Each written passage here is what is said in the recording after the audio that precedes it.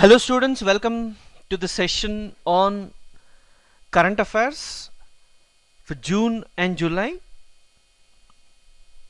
I hope I'm audible.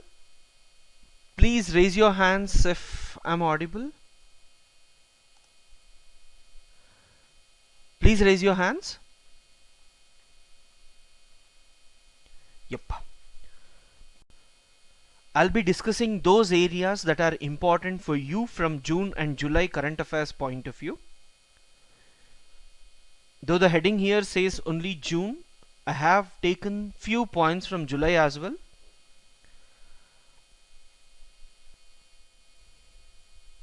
So let's begin with the session.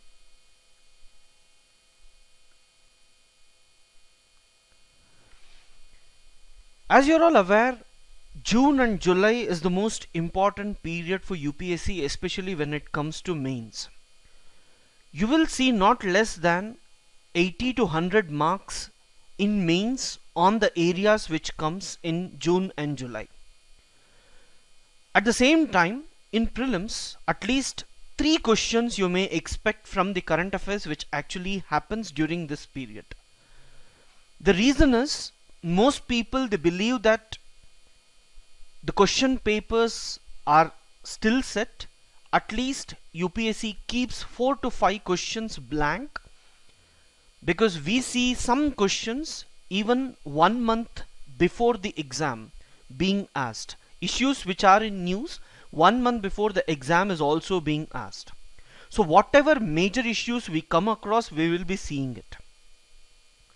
In June, some questions which are factual. In the notes, I have shared only those points which is required from exam point of view. I have not given any single line which is not useful for your exam.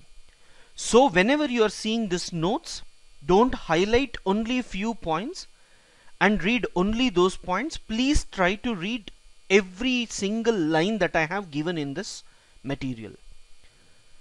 If you miss, if you don't understand, or if you may forget later, I have also mentioned from other books related issues if you have to see.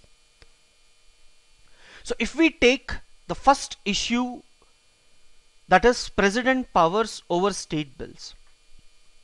In this year we have seen lot of issues with respect to Manipur, and also some issues are raised by Delhi government that whatever bills have been passed by their respective state governments are not being passed by the president because of the pressure of the cabinet. And they also claim that they are not allowing these state governments to perform. All these are politics.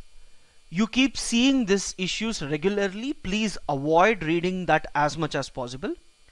What you have to focus regarding this is, by this time, all of you might have covered Polity Lakshmikant once, or you might have read any book, but you have to see 2 important issues with respect to president powers.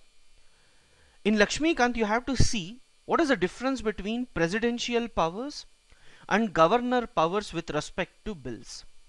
You have 2 tables given in the book. One table actually talks about presidential powers with respect to central government bills, and the second one, president and governor powers over state bills. So please try to read it carefully once. High possibility that you get questions on this. I'll explain you the Manipur bills, but I want you to know the difference. Usually whenever there is any problem between different organs of the constitution, then usually constitution based questions come up, and it's easy for you to identify. And as this is the last month, if you can revise these points carefully and if you can remember, you will be seeing same lines repeated. So try to go through this once. The second important thing is, after Brexit, even Delhi government has decided to go for a plebiscite where they want to decide whether Delhi should remain a union territory or a state. So what exactly is the difference between state and union territory? What are the different powers enjoyed by the state, and what are these powers not enjoyed by the union territory? What are the additional benefits? All these are again given in Lakshmikant. As you are aware, two more issues, Arunachal Pradesh, Uttarakhand is again in news. So please see state legislature chapter in Lakshmikant once carefully. High possibility you get questions, and especially centers overarching power over this. Speaker and governor are very important this time. See what is anti-defection law and how people are defected when they are defected. So as these are associated with polity, I have just told you what to see in Lakshmikant. No need to remember whose government is set up in Arunachal Pradesh and whose government is set up in Uttarakhand. Why Kejriwal is actually opposing the central government. But for us, the most important one is the Manipur bills issue. You might have already read the Manipur bills in the September issue itself.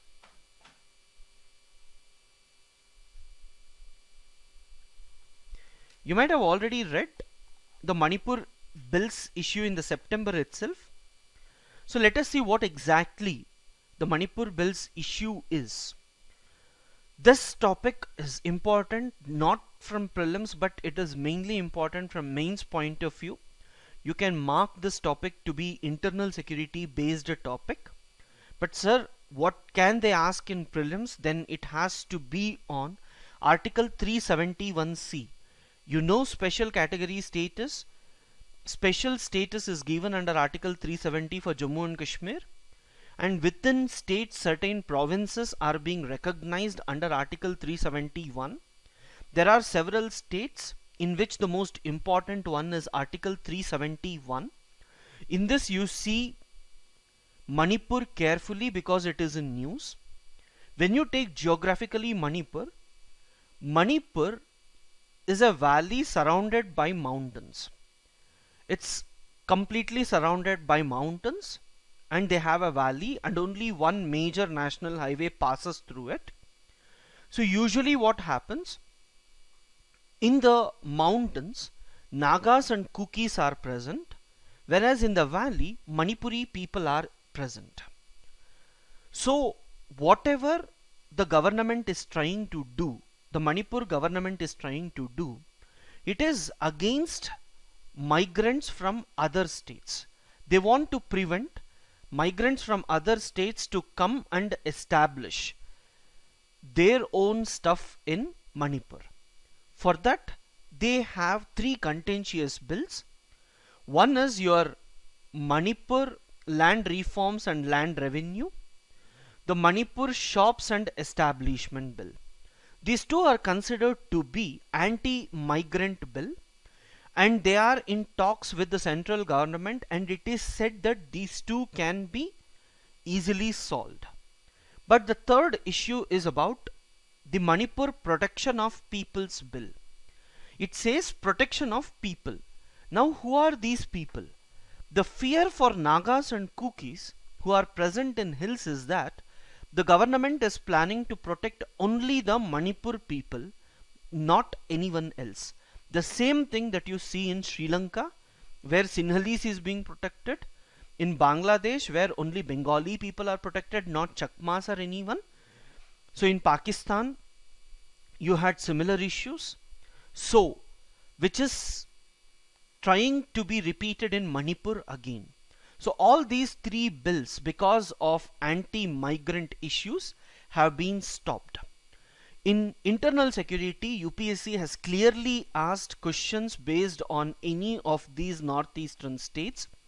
Whenever any bills come up, they usually ask improper implementation of Article 371C has actually led to differences growing in Manipur. Explain.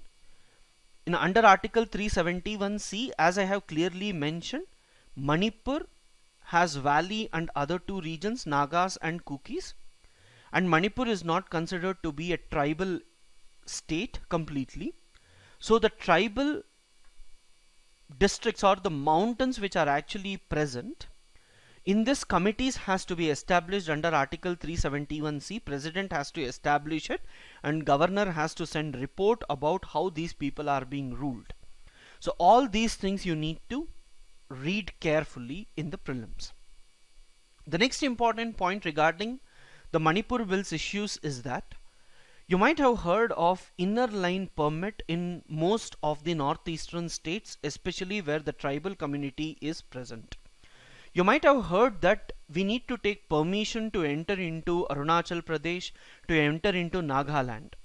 What exactly do you mean by taking permission? Britishers during their rule, they made an inner line permit where if others have to get into these areas, they have to take permission. The main aim for this was their economic reasons. After independence, to protect the tribal interests in these regions, the government has said if outsiders has to go and stay in these regions, then they have to take permission. So to protect the tribal values and culture, inner line of permit was actually available for most of these states.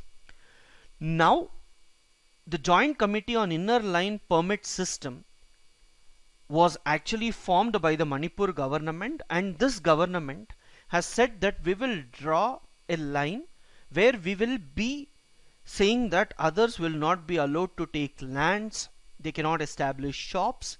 At the same time, they want to go for this protection of people's bill. You won't get any question regarding the British period and all, but what is more important is Article 371C with respect to prelims, and with respect to mains they may ask you what are these contentious bills and how do they affect. At that time you should be remembering this point, and you can also go through the website that I have given before mains, not before prelims. Before mains, if you can see, you can get similar points. If you feel you need more, this article is more than enough. 100 to 125 words is more than enough for you to go through this. Fine. So the third important topic that we need to focus is model code of conduct. When I talk about model code of conduct, whenever there is elections and whenever there are violations, model code of conduct comes up. This time model code of conduct is being reviewed by the parliamentary committee, so this is again in news. But I wanted to tell you that if you are not a serious aspirant, you might have not read Lakshmikant properly. But in Lakshmikant there is a particular chapter on model code of conduct in which the first 6 points or 8 points talk about general rules, what you should be doing. Please read this carefully. That is with respect to when should you stop campaigning or canvassing, what needs to be done. 6 points at least, or if possible read the chapter once, because whenever elections come up, model code of conduct will be in news. So if by chance the guy who is setting the paper, if he has gone through this, he may feel asking questions from this. So please go through Lakshmikant model code of conduct. Don't see recommendations and all until and unless it is being published. No recommendation is important for you, right? Until and unless, I repeat, until and unless things happens, no recommendations are important. You can see Lakshmikant carefully once, see the new edition, it is more than enough. So till now the first 3 points which we focused were from polity point of view, and as you might have read polity carefully, I'm not going in detail in explaining about these articles. You need not even try to see why these articles came. The questions will be direct from the book itself, so please stick to that. Next and the most important one, which is the news and possibility of question is also more, is regarding railway budget. There is a lot of talks regarding removal of railway budget. For people who are following newspaper today may feel that this is in news only this year, but we keep hearing about this regularly. Still, as it is in news, and also Suresh Prabhu has told that he favors that, because till now railway ministers were usually skeptical, because it's a completely different department with money as well. And most importantly, the railway budget now is facing lot of pressure, mainly because of the 7th pay commission. So now as you go for roads, seaports, they want to do it with railway budget as well. So UPSC will not ask you what is the impact, or will they do or not do. All these are usually useless arguments to read about. But from UPSC point of view, the most important one is, when was the railway budget separated and who was the person who proposed it. So if you see in 1924, William Ackworth proposed separation of railway budget, mainly because government expenditure at that time was more in setting up these railway lines. So he wanted a separate budget to focus on that. The focus on railways was lessened, mainly because of government's others commitment. So he came up with this. So if we are merging, so this is one line from history which may be important for you. The second important thing, if we merge, do we need a constitutional amendment, or if the cabinet decides, is it fine? If you see, union budget is mentioned in the constitution, especially under article 112, annual financial statement, but it does not talk specifically about the railway budget. So it is practice, so we are doing it. So we can merge it even without a constitutional amendment. This is just for knowledge, but again, I can promise you, you won't get such questions. The only questions regarding railway budget that you need to focus is, in 1924, William Ackworth committee. This is important. They may give you match the following with different committees in history, and one can be this as well. So please try to see this once carefully. Next you have National Education Policy by TSR Subramanian Committee. So this was in news mainly because Subramanian Committee has submitted its report last month itself. But if you see, these were not made published, and again there were news that whatever recommendations have been given by Subramanian Committee is not being followed by the central government. They are coming up with their educational policy. So these are some of the news which came. So UPSC will not ask you which were the recommendations changed, all these. They may ask you regarding the top 10 recommendations, or I would say if you read this, this is beneficial for you to write essay questions on education. You won't get a direct question about what does the new education policy focuses on. So even if you get, I have given you 150 to 180 words, top 10 recommendations of the report from different newspapers. So if you can go through this carefully once, it is more than enough. No need to worry much. As you see, I'll tell you few important points which you may note in this. The first important one is, as you have All India services for IAS, IPS, engineering service and all, they also want to establish Indian Education Service, which will work under Ministry of HRD. The second thing, they want to increase the money kept aside for education. They want to put it at least at 6% of the GDP, and they want to ensure that minimum eligibility condition to become a teacher is 50% marks at the graduate level. Teacher entrance tests should be made compulsory before you recruit. So if you have this scheme, at the same time you have voluntary teaching scheme, Vidyanjali scheme, which has come up, which I'll be dealing in this lecture itself. So teacher entrance test is compulsory to become permanent teachers, right? Then you have compulsory licensing or certification for teachers in government and private schools. So preschool education for children in the age group of 4 to 5 years should be declared as a right. So now you have 6 to 12. Now they are making even preschool to be compulsory, and no detention policy until the child goes to the class 5. Then you have on-demand exam, national level test. This was in news recently. Central government has actually told, sorry, the Supreme Court has told the central government to have one all India test, but due to lack of time and resources, the central government had requested, and they said that this year allow the state governments to conduct. So national level test is another one which is coming from this. Then midday meal scheme has to be given for adolescents also. We know the Sabla Act, which was mainly aimed at giving it to adolescent students, now it is being given only for children till 14 years of age. They want it to extend till 18 years of age. They want to remove UGC, so people are expecting questions about UGC itself, but UPSC usually don't ask you questions related to UGC because it's a governing body. If anyone says you have to remove it, no one will be happy to talk about these reputed institutions. At max, you can tell how you can improve the working of the UGC, but no one will ask how it has become a trouble in the country. Please understand, from bureaucrats' point of view, people who set questions want to value and respect the institutions which are there from several decades. At last, top 200 foreign universities should be allowed. As I keep telling, whenever we discuss about any policy, if I just skip, there is a general tendency that sir did not speak about this at all.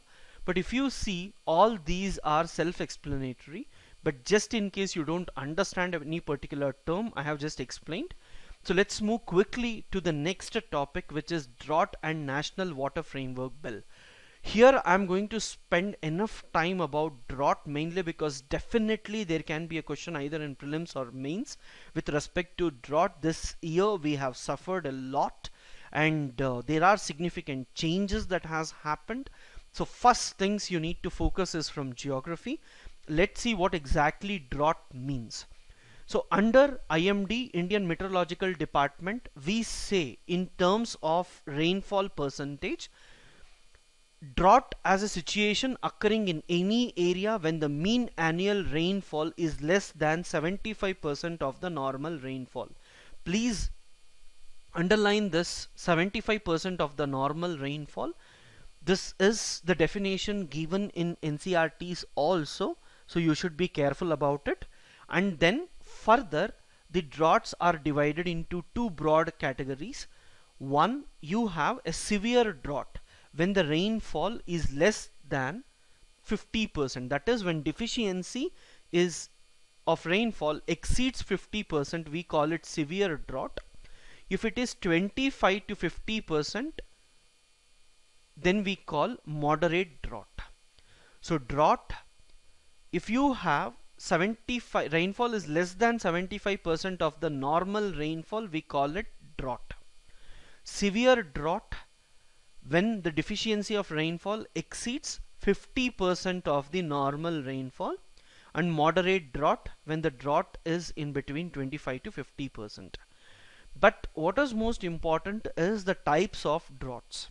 You can see first meteorological drought, that is as per the IMD. It says that a meteorological drought is one where the overall rainfall deficiency is more than 10% and 20 to 40% of the country is under drought-like condition.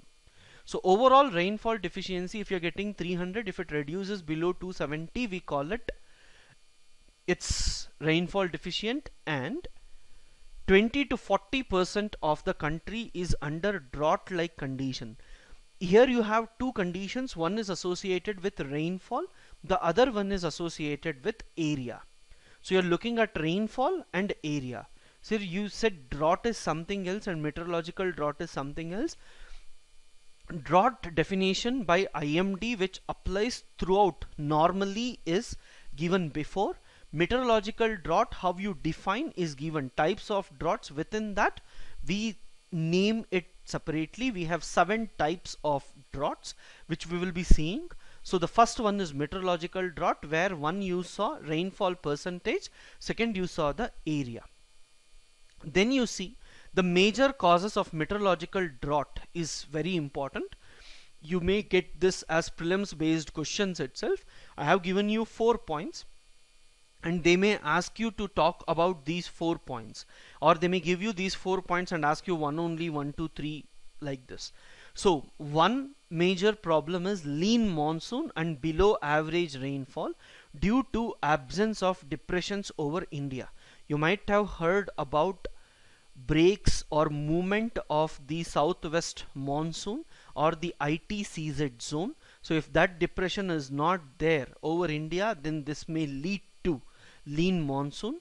And the other major problem which we all see is late onset or early withdrawal of monsoons, which will actually reduce the amount of rainfall received in different parts of the country. Prolonged breaks in the monsoon, you know, burst of monsoon, breaks of monsoon, all these terms you would have read.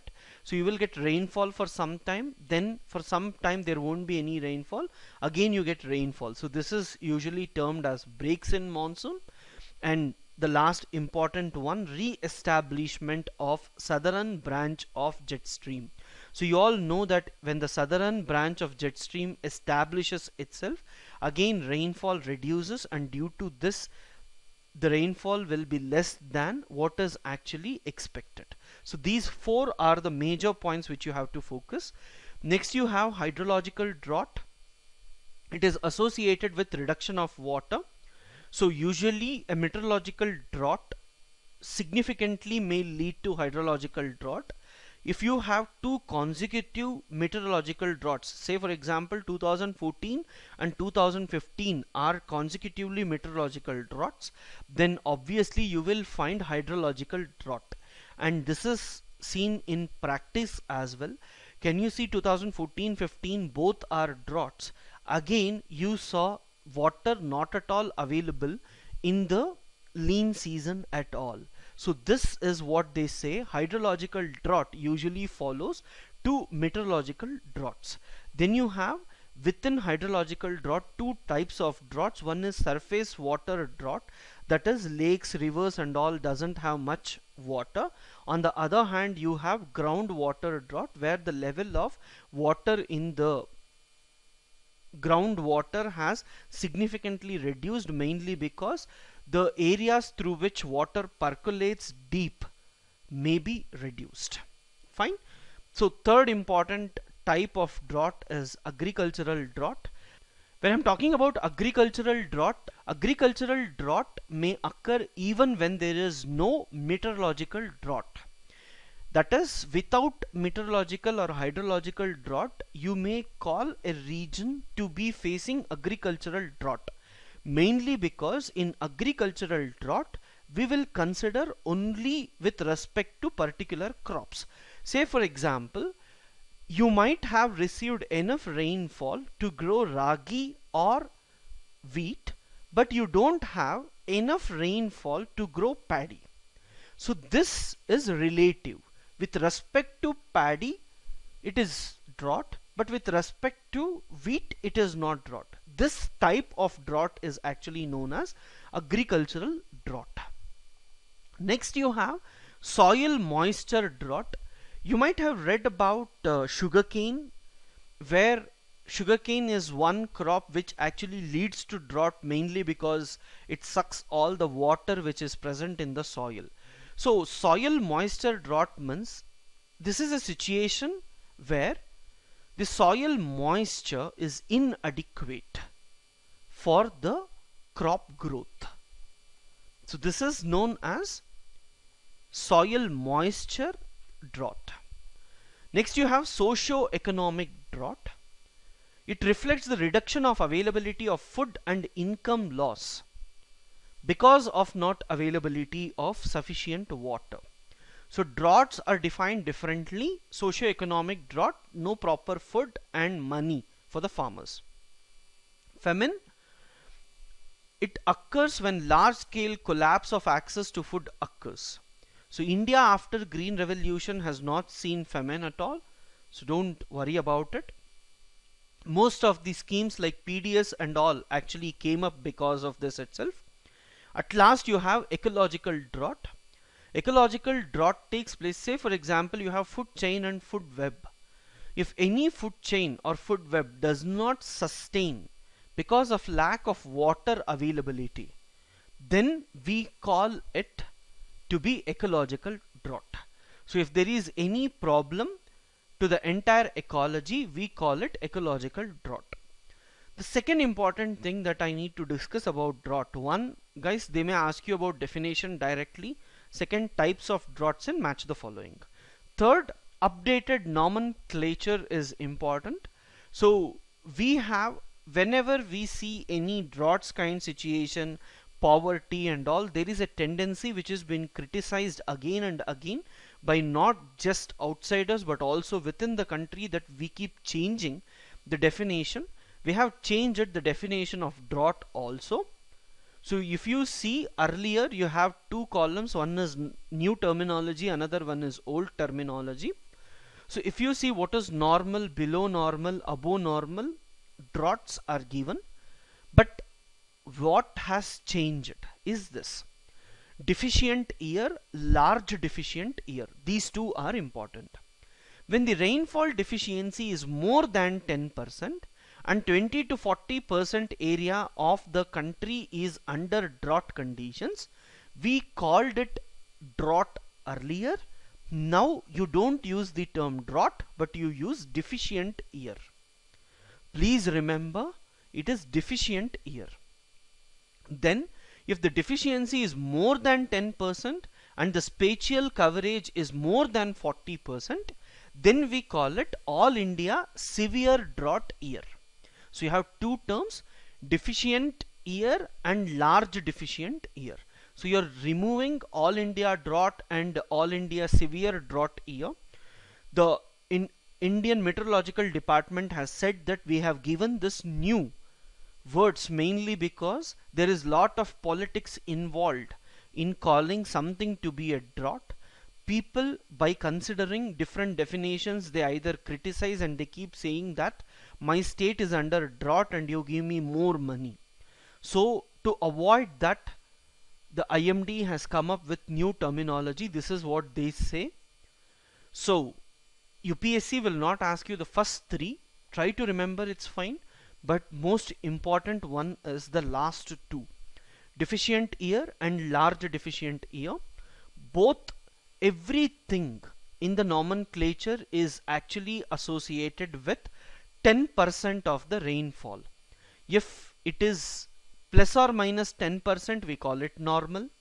If it is less than 10%, departure is less than 10%, we call below normal. If it is greater than 10%, we call above normal. And when rainfall deficiency is 10%, again 10%, see, this 10% is common. Please try to remember, you're reading in the last few days, you won't be having enough time to read it again. So whenever you are listening to this lecture itself, please do away with these topics. Don't waste time in revising them again. So at last you have 10% and greater than 40%, you call it to be all India. Then we talked about a bill which I showed you, right? So drought framework bill. So in this bill there are certain definitions, and usually whenever bills come up, you should remember that these are very, very important. And to talk a single line about this bill will be rejected mainly because water is completely a state subject. Whatever comes here will be a framework. So it is up to the states whether to follow or not. But as a central government, Supreme Court recently also told that central government cannot say that water is a state subject and cannot involve in removing drought from these areas. But still, state governments may not accept everything in detail. So you need to know that this is just a framework bill. And here, when you talk about the definitions, the first definition, which is most important with respect to water framework and preserving the water, is aquifer. You would have read this in geography, especially 11th standard NCERT book, when you talk about the groundwaters. Aquifer means an underground layer, saturated rock, or you have unconsolidated materials like gravel, sand and silt that is capable of providing sufficient water to various springs. So you might actually see an aquifer like this, which is completely porous. When you have porous, water percolates into and gets stored here, or you may have different granules of different sizes, and in these pores they may usually keep all these water. So this is actually called as aquifers, and you usually have a tendency to form artificial aquifers whenever you talk about preserving groundwater or preserving rainwater. Then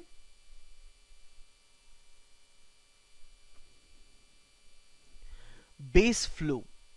This term is important. Base flow means the portion of a stream flow that is contributed by groundwater from an aquifer. That is, whenever a river flows. So a river is flowing, below this you have an aquifer, and this aquifer supplies some water to this stream. So the base flow means that portion of stream flow that is contributed by groundwater aquifer is actually called as base flow. Don't get confused this base with the base level which you read in geography cycles, which usually geography optional guys read. Third important word which is required for you is ecological integrity, which means the natural conditions of water and other resources sufficient to ensure proper integration of biological, chemical and physical aspects of aquatic and terrestrial environment. As you are all aware, in environment and ecology usually definition based questions come, and they ask questions about niche and all. So ecological integrity is one term which you see in most of these books. As this term is used in the bill itself, this word becomes important for you, especially from environment and ecology point of view, from prelims point of view. Please try to see ecological integrity means the natural conditions of water and other resources sufficient to ensure. What is the main reason? Integrity.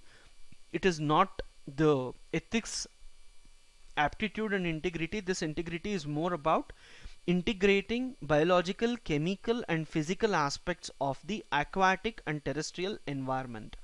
Please be prepared for definitions. At least one definition comes every year. Second, other definition which may be important for you is environmental flows. What exactly does that mean? Environmental flows is the quantity, timing and quality of water flows required to sustain freshwater and estuarine ecosystems and the human livelihoods and well-being that depend on these ecosystems. Again and again I am saying it's only definitions which are important from these. So I have given you those definitions. Please mark it and try to remember what is environmental flows. You should have sufficient water flow to maintain any ecosystem. We called it, if you don't have, you call it ecological droughts. We have already seen this. Next you have rainwater harvesting. Again you might have seen this in geography. Water footprint. This is another important term, not just associated at the local level, even in the international level you see the terms footprints, carbon footprint, water footprint. What exactly does that mean? It is the volume of water directly used and the water embodied in goods and services used. That is, if you take any industry, any activity, what is the amount of water that is being used for that particular process or industry is usually termed as water footprint. And at last, I just wanted to tell you, they want, under this bill they want to make right to water for life. That is, right to life, they want to bring water is also a very important thing, and they want to make it a fundamental right without any disregard to caste, creed, religion. They want to go about with this. During mains, please try to look at this article that I have given here. It's a very good article. If you know, if you won't find it later, just download it now itself. This article is interesting for mains point of view. Then at last, about drought in Atlas based lecture, I had actually told you which are the areas that you need to remember. I have given you in detail here drought affected areas in India. So this is given in IMD as well. Out of the total geographical area of India, 1/6 area with 12% of population is drought prone. Guys, please underline this line. Almost 1/6 area with 12% of the population is drought prone. Consider drought affected areas in India. First statement can be this. So please remember this carefully. Then the second can be the areas that receive an annual rainfall up to 60 centimeter are most prone to drought. So if you take the areas which receive rainfall less than or up to 60 centimeter is arid and semi-arid region. As you are aware that Arabian Sea branch goes parallelly and it does not give you enough rainfall near Rajasthan and all, and Bay of Bengal branch comes last, so it gives less rainfall. It goes first, so it gives less rainfall in this region. The second area where you get less rainfall is usually the leeward side of the Western Ghats, and you are aware windward side gets more rainfall, leeward side get less rainfall, right? Then broadly the drought affected areas in India can be divided into two tracts, as I told you. First tract is desert and semi-arid regions, Gujarat, Rajasthan region, and the second is in a rectangular shape which is just on the leeward side, right? If you see these two, that is more than enough. Then apart from these two, some portions of Tamil Nadu and some portions in Western Ghats, some portions in West Bengal and all, usually you see Odisha also sees some drought type of conditions. From map point of view, extreme dry conditions, if they ask you, then it is western region of Rajasthan beyond the Aravallis, which falls on the western side, Kutch region of Gujarat, Leh and Ladakh. Ladakh spelling is not proper, Ladakh. Then you have severe dry regions, eastern parts of Rajasthan, parts of Gujarat, Madhya Pradesh, again sorry there is a mistake, leeward side of Western Ghats, interior regions of Telangana and Andhra Pradesh. Moderate drought prone area. If you can remember extreme and severe dry regions, almost all the states, even though I have mentioned only 3 states here, almost all the states actually falls under moderate drought prone area, right? So drought is important and you may get a question, and I have covered it from all the aspects. So if you have any queries, just ask me. 2 minutes we can spend on that.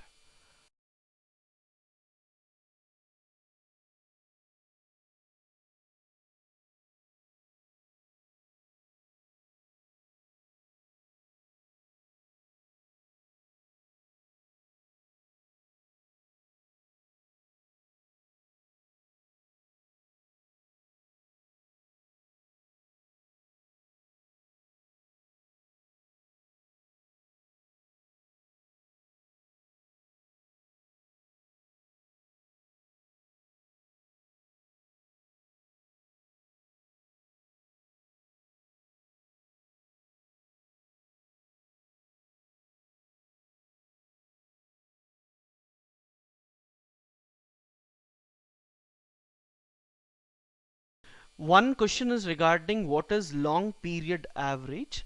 Long period average means rainfall is not considered only during the monsoon period, or it is not considered only for one day or 1 week.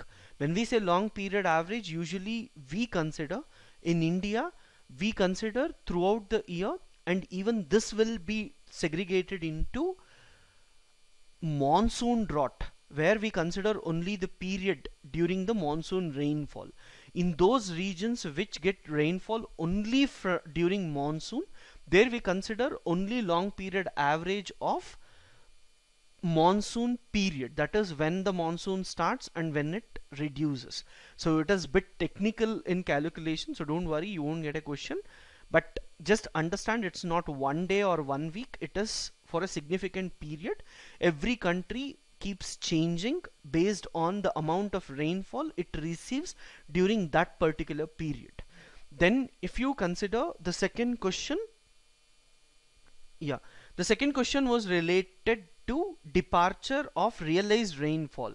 That is, over the period of time, we all would have realized that in India during monsoons we get around 118 to 120 centimeter of rainfall. So this is what we realize, and in a particular area like Mumbai, Pune, we say in Mumbai you have to get around 250 centimeter. In Pune you have to get around around 100 or 150. So you may have different average for different places. So if this is not been fixed, that is, if there is any departure significantly from this, say for example 250 you should get, but you got only 200. So Mumbai has received less. Pune has to get 150 and Pune has got 150. Pune is not facing any drought, meteorological drought, whereas Mumbai has faced the meteorological drought. All these are definitions based. So don't get into details of this. These are technical stuff. And this is one thing I advise you people. I know this is the last minute. This is one thing I advise you. Please don't go into technicalities. It's important for you to understand concepts. But when it is too much technical beyond a particular point, if you waste time, there are a lot of stuffs to remember, which is very difficult for you to go through all the subjects, right? So let me take Swachh Yug, and before I start I just want to tell you again, see, most of the topics which are in news, which are given here, I have picked it from different newspapers, PIB websites, and also I have taken from government ministry websites. So again I am saying I have taken, and only where some issues where you need to remember less facts, I have changed the language, else I have kept the language as it is, as I am aware that whenever questions come, the language remains similar to what actually comes in websites. So let me take the next topic, that is Swachh Yug. When we talk about Swachh Yug, this is, you know, Swachh Bharat Abhiyan, you know, rural, urban, all these are there. Swachh Yug is actually recently launched government program to help the villages which are actually present along with the Ganga to be made open defecation free. Swachh Yug, please remember again, for villages who are staying close to Ganga river. So in these villages we want to avoid open defecation. For this, if they ask you a question, the most confusing one is regarding the ministries which are involved. If you see, one is Ministry of Drinking Water and Sanitation. It is the nodal ministry, but along with this there is a Ministry of Youth Affairs and Sports. This most people will think maybe this ministry is involved or not. And the other ministry is Ministry of Water Resources, River Development and Ganga Rejuvenation.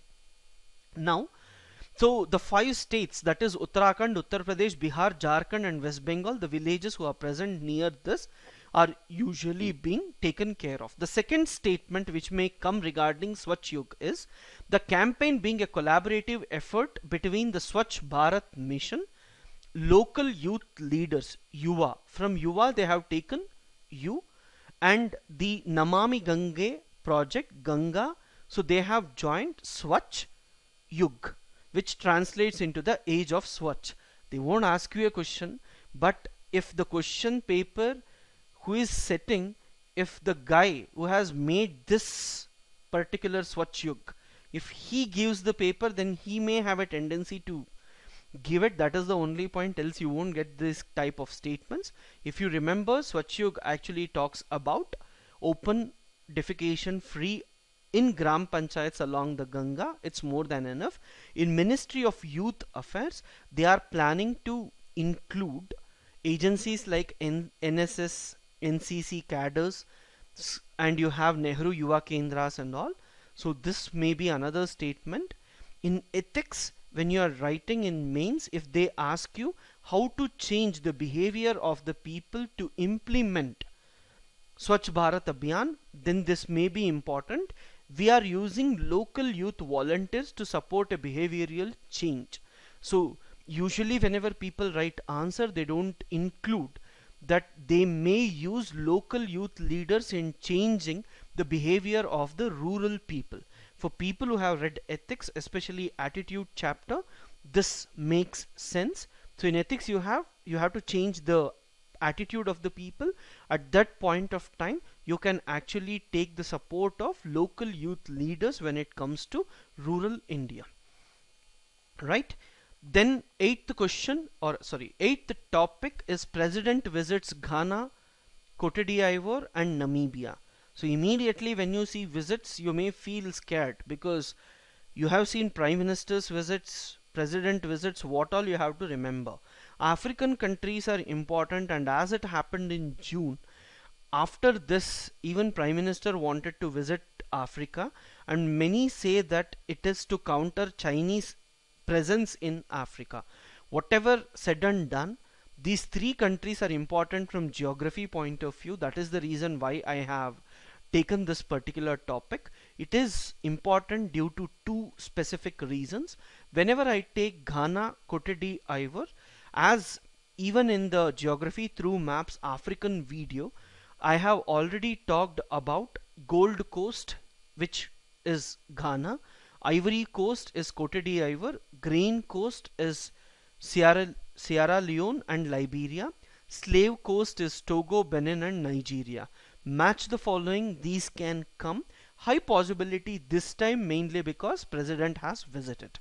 Then with respect to Namibia, Namibia is another country which has lot of uranium resources present, and India has requested Namibia to export uranium to India. But Namibia, even though it was willing to send uranium to India, it has signed a treaty, that is African Nuclear Weapon Free Zone Treaty. South Africa actually wanted to develop nuclear weapons. Libya and many other countries were planning to develop nuclear weapons. Against South Africa's nuclear weapons treaty, African Nuclear Weapon Free Zone Treaty was actually formed. The major ambition of this treaty is to ensure that no country will supply uranium or other resources to any country which may develop weapons. So India has weapons technology, and if uranium is supplied from Namibia to India, then they actually violate African Nuclear Weapon Free Zone Treaty. So when president visited Namibia, he requested, and Namibia has said that we are ready to send, but we don't want to break it. So they are saying that please request other countries who have signed African Nuclear Weapon Free Zone Treaty and who have uranium resources. Almost all the countries in Africa are part of this treaty, and they have told that Namibia is saying that if others also sell, then I can also sell you. If others don't sell, and if I am alone selling you, then it looks like I have violated African Nuclear Weapons Free Zone Treaty. This is the language. Not sure whether this question will come or not, but if at all it comes, then it will be about the treaty, and the treaty is also known as Treaty of Pelindaba. This is important. Please try to remember this. The treaty was signed in 1996 and came into effect in 2009. No need to remember the years. Only if you are knowing about the treaty name, it is enough. And please remember different coasts that are mentioned here. The ninth topic in whatever lectures that I have taken till now, again and again I have repeated about RCEP, TPP and all. I don't want to get into this again, but RCEP has recently said that India is becoming a biggest trouble for RCEP to be signed. If they have to ratify, all the countries have to ratify, then all the countries have to agree. but India is not agreeing, especially on two issues. And as these two issues are associated with patent rights, and as you have a specific topic on patents, this becomes important for you. One is data exclusivity.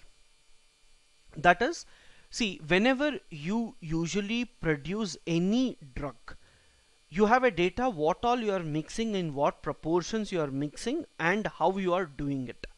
Now this data is very important. So usually what happens, the companies give these data to individual countries to show that this is unique. That is, for the department whichever says that this drug is novel. So if you have process patent, I repeat, whenever you have process patent, you usually give what all the rules that you need to follow and what all you are adding to produce a particular drug. Now under this data exclusivity, the companies may not give you certain information at all, and they will have legal monopoly so that they can extend it for remaining years. So you see, this test data exclusivity refers to protection of clinical test data required to be submitted to a regulatory agency to prove safety and efficacy of a new drug, and prevention of a generic drug manufacturers from relying on this data in their own applications. What does it mean? Say for example, you have two companies, company A and company B. Company A has invested in actually getting an entire product based on this process. Now company A is outside India and company B is inside India. Company A comes to India to sell these medicines and it wants patents. So before taking patents, it has to give the entire details about how they manufacture to Indian drug manufacturers, especially the department which gives patent. Now the department has this patent, and European Union and United States usually complain that data leakage actually happen from this department to other drug manufacturers. Now what the other drug manufacturers does, especially company B who is also working on this, will try to take this and understand how exactly they are mixing and what proportions. Then what they will do, they will also come up with a new medicine by adding those ingredients which is similar. Say for example, instead of using one vitamin, you may use another vitamin which has similar property. Now adding these, they also manufacture a new generic drug, and that may be available at a lower cost to the Indian public. So this is data exclusivity, and this needs to be prevented. Second term is patent term extensions.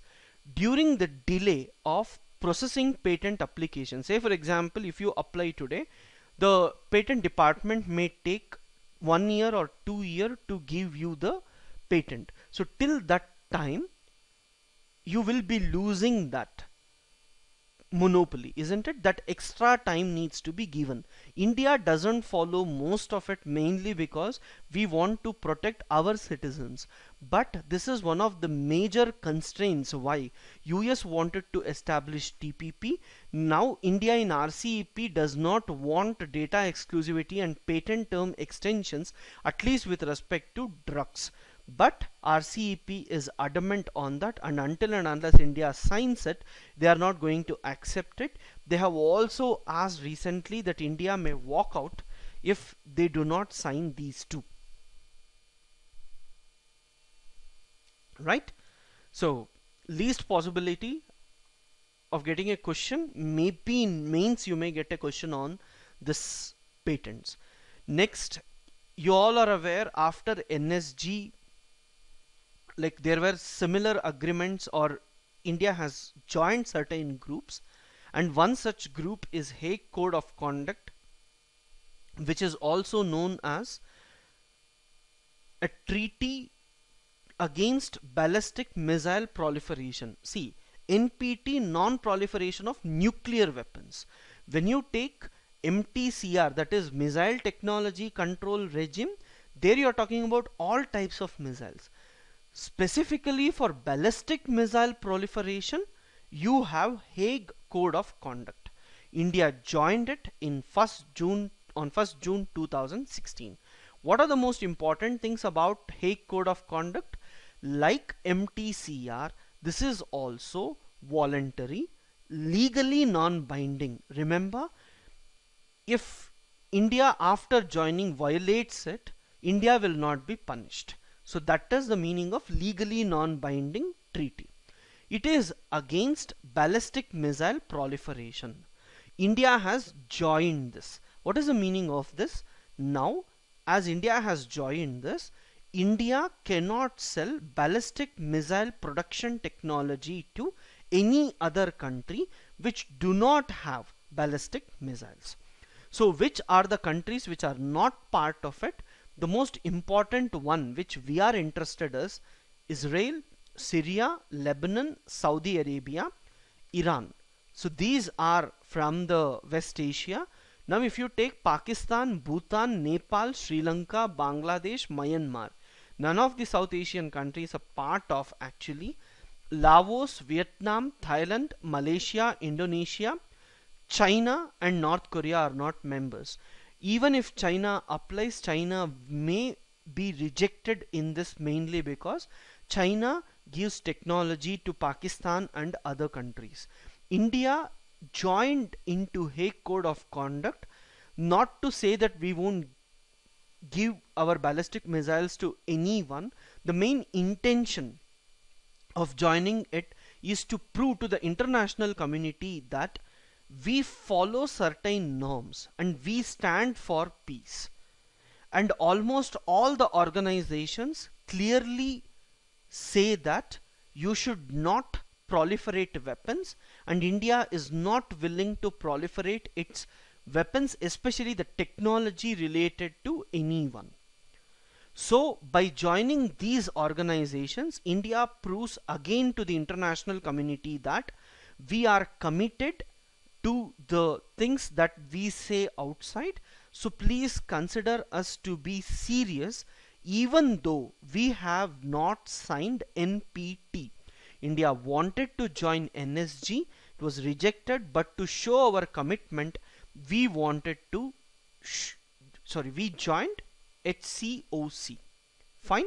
So don't go into detail. First 3 lines are important, and if you see, it is more than enough.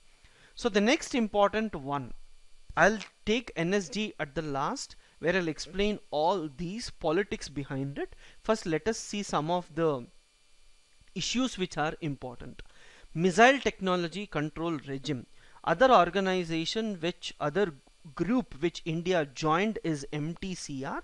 So if you take MTCR, first point that you need to focus is it is 35 countries. Before that you had 34 countries. After India joining you have 35 countries. And again it is informal and voluntary partnership. There is no binding. China wanted to join, but the other countries said no to China. The reason for this is China is known to proliferate weapons to North Korea, Pakistan, and to some extent to Iran as well. It prevents proliferation. What is the main aim of this? Please see, consider the following statements with respect to MTCR may be a question. So the points, So the points that I have given here, A, B, C, D, they may form it 1, 2, 3, 4 and ask you 1 only, 2 only, 3 only. So please be prepared. As I told in the beginning itself, every line that I have given in the notes can become a question.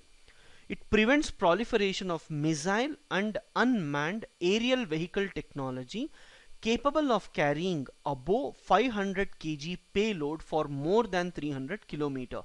2 points you have to focus. One is missile proliferation and unmanned aerial vehicle technology.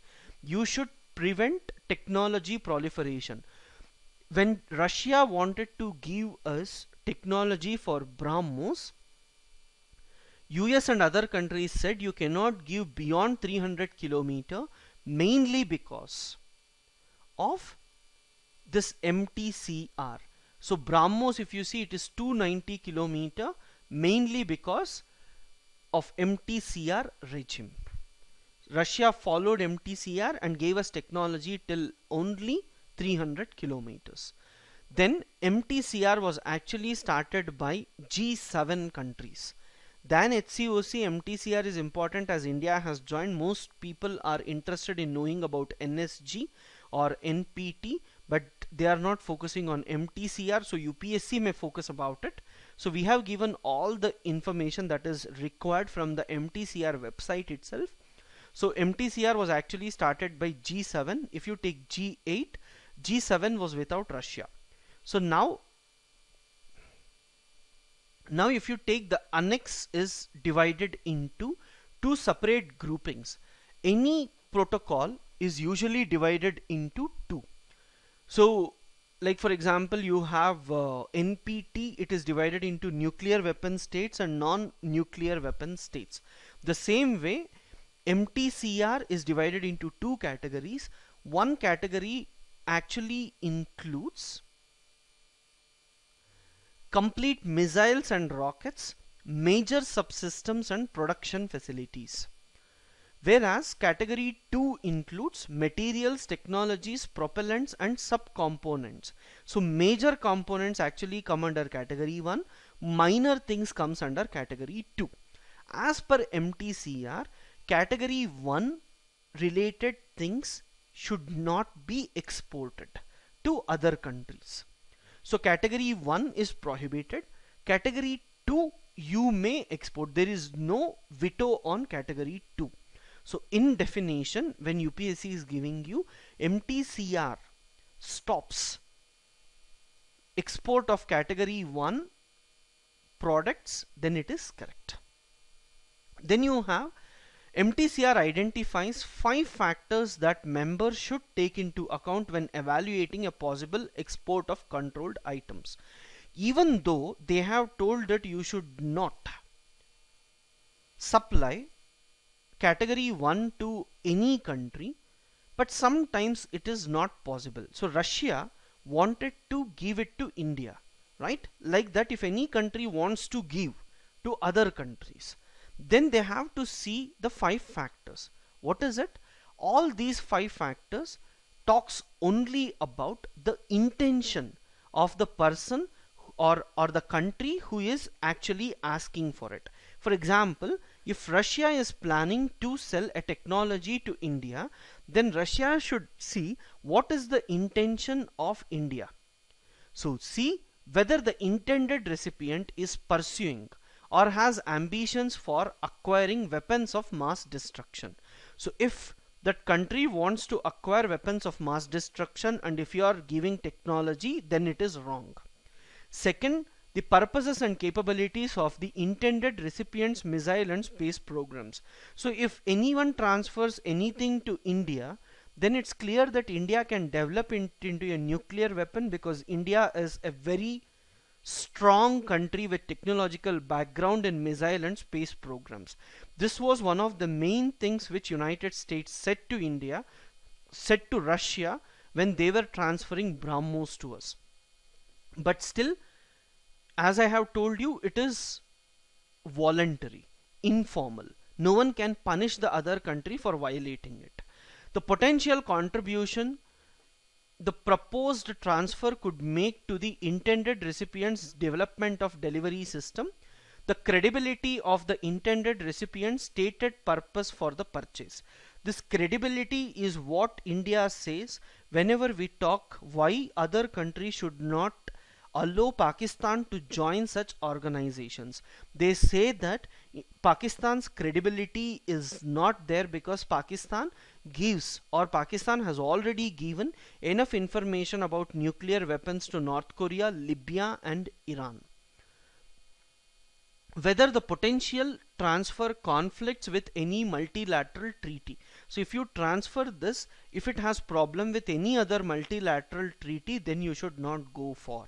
MTCR is just guidelines, and many people say it is a flawed one, but still the MTCR claims that it has stopped technological developments happening in different parts. Several countries which are part of this MTCR has not proliferated any weapons to any other countries. This is what they claim. So guys, I just want to tell you one last thing. See, why do you have so many bodies? NPT, NSG, MTCR, right? HCOC. Why are so many guidelines present? Can't we integrate all these into one? The main reason why we have separate things is at different points countries realized that you need certain technologies for normal use as well.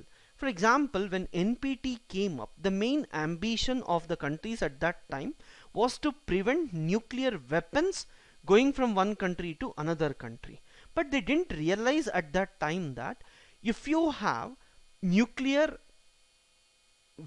reactors, if you have some equipments, that country can develop nuclear weapons. This was not known. Later, when India tested in 1974, these countries came together and they realized that they have to go with this. Again, after few years, people realized that we need some more stringent measures to control this. So you got MTCR and HCOC. So all these came over a period of time. And remember, if you stop complete transfer of technology related to nuclear, if you see, nuclear energy bomb is one. Nuclear fuel is important for chemotherapy and other medical related areas as well. So if you put a blanket ban, then obviously the countries, especially developing countries, will be in trouble. So to avoid this, they found, but later when they found some loopholes coming up to plug in, different organizations came up. But what is important for us, India is willing to join all these organizations only for a simple purpose, that is to show and gain credibility. At last, if you see, MTCR members are asked to obtain an assurance from the intended recipient that it will only use the export for the purpose claimed, requesting the deal. For example, I talked with respect to Namibia. Now Namibia says that we will export to India uranium only if India uses uranium for nuclear reactors and India does not use uranium for building nuclear weapons. Now if Namibia has this, so India should ensure that we are using that nuclear fuel only for that particular reactor. Then you should allow international organization to come and monitor whether uranium obtained from Namibia is used in that reactor or not. So for this you have another body called as IAEA, Atomic Energy Agency, which has made some guidance. So guidelines, under these guidelines it says that you show us certain reactors for which you are asking nuclear fuels from other countries. India is not a member of NSG, India is not a member of NPT, but under NPT, with the help of United States, we have got an exemption. That is, even though we have not signed, we can import nuclear fuel. And Japan and Australia were initially skeptic about it. Later, now we have deals with them. But their condition was, you have to keep your reactors under IAEA. So India has clearly differentiated nuclear reactors. We say these nuclear reactors are under IAEA watchdog, and if any uranium is obtained from any country, then we will be sending or using that nuclear fuel only in IAEA backed reactors, not in any other place. So two things you need to understand. Countries were not ready to give uranium to India because India developed nuclear weapons. So to get nuclear fuel, India signed an agreement with the help of US to get exemption in NPT. So once we got exemption, now we are asking others to give us fuel. They are asking what is the guarantee that you will be using the fuel for this purpose only. So to give confidence in them, we have kept few reactors under IAEA.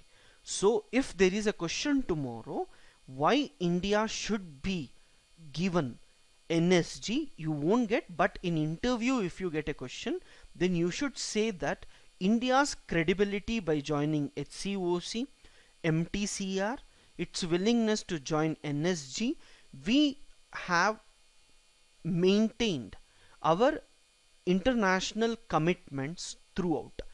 Though we have not signed NPT, we have maintained all the things that is required if we are a member of NPT. So for mains, please read the article that I have given here. So guys, till now we saw some topics which we have to see in detail, but as you are all aware, UPSC gives you some factual based current affairs as well. I'm going to take some factual based current affairs before I come back to some topics where explanation is required again. So the 12th one, if you see, Karnala Bird Sanctuary, which is actually present in Panvel, Raigad district of Maharashtra. This was in news mainly because leopard was actually seen here, and the National Highways Authority has planned to keep a separate money to develop Karnala Bird Sanctuary as the highway is passing through this.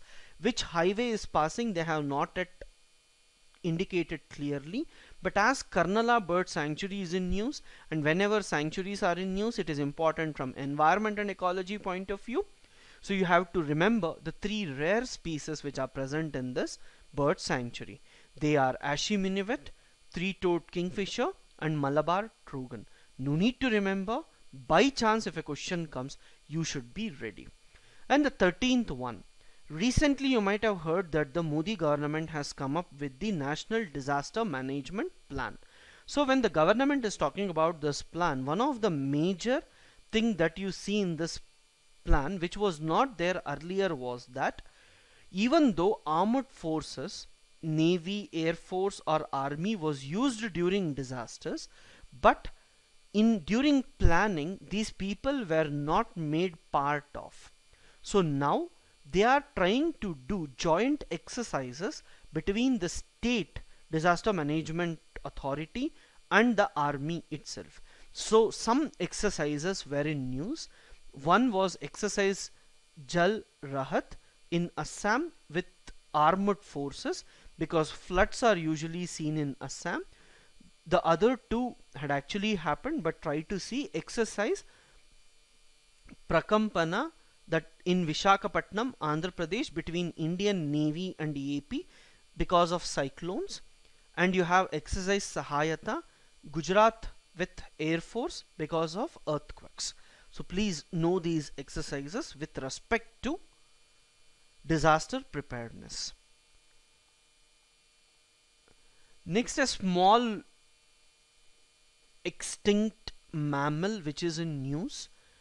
It is said that, I don't know how you pronounce it, Melomus rubicola, a small rat-like animal, is considered to be the first mammal to get extinct. So please try to read about this carefully.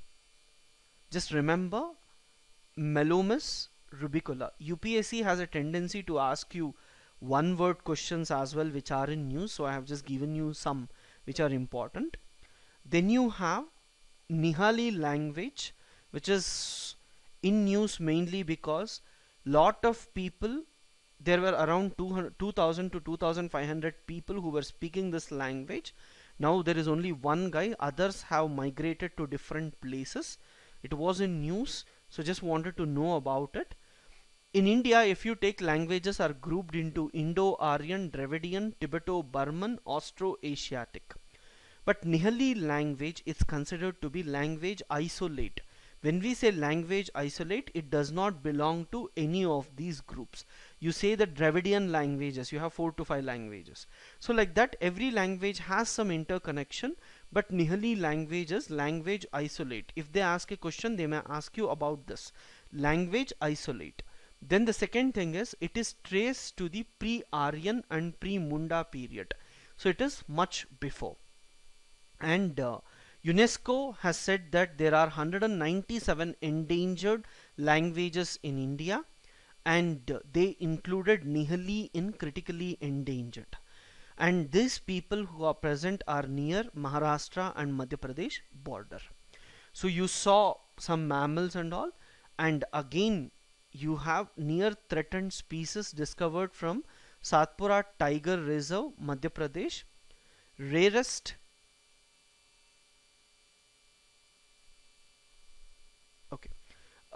rarest Indian mammal usually found in Europe, Africa and Asia.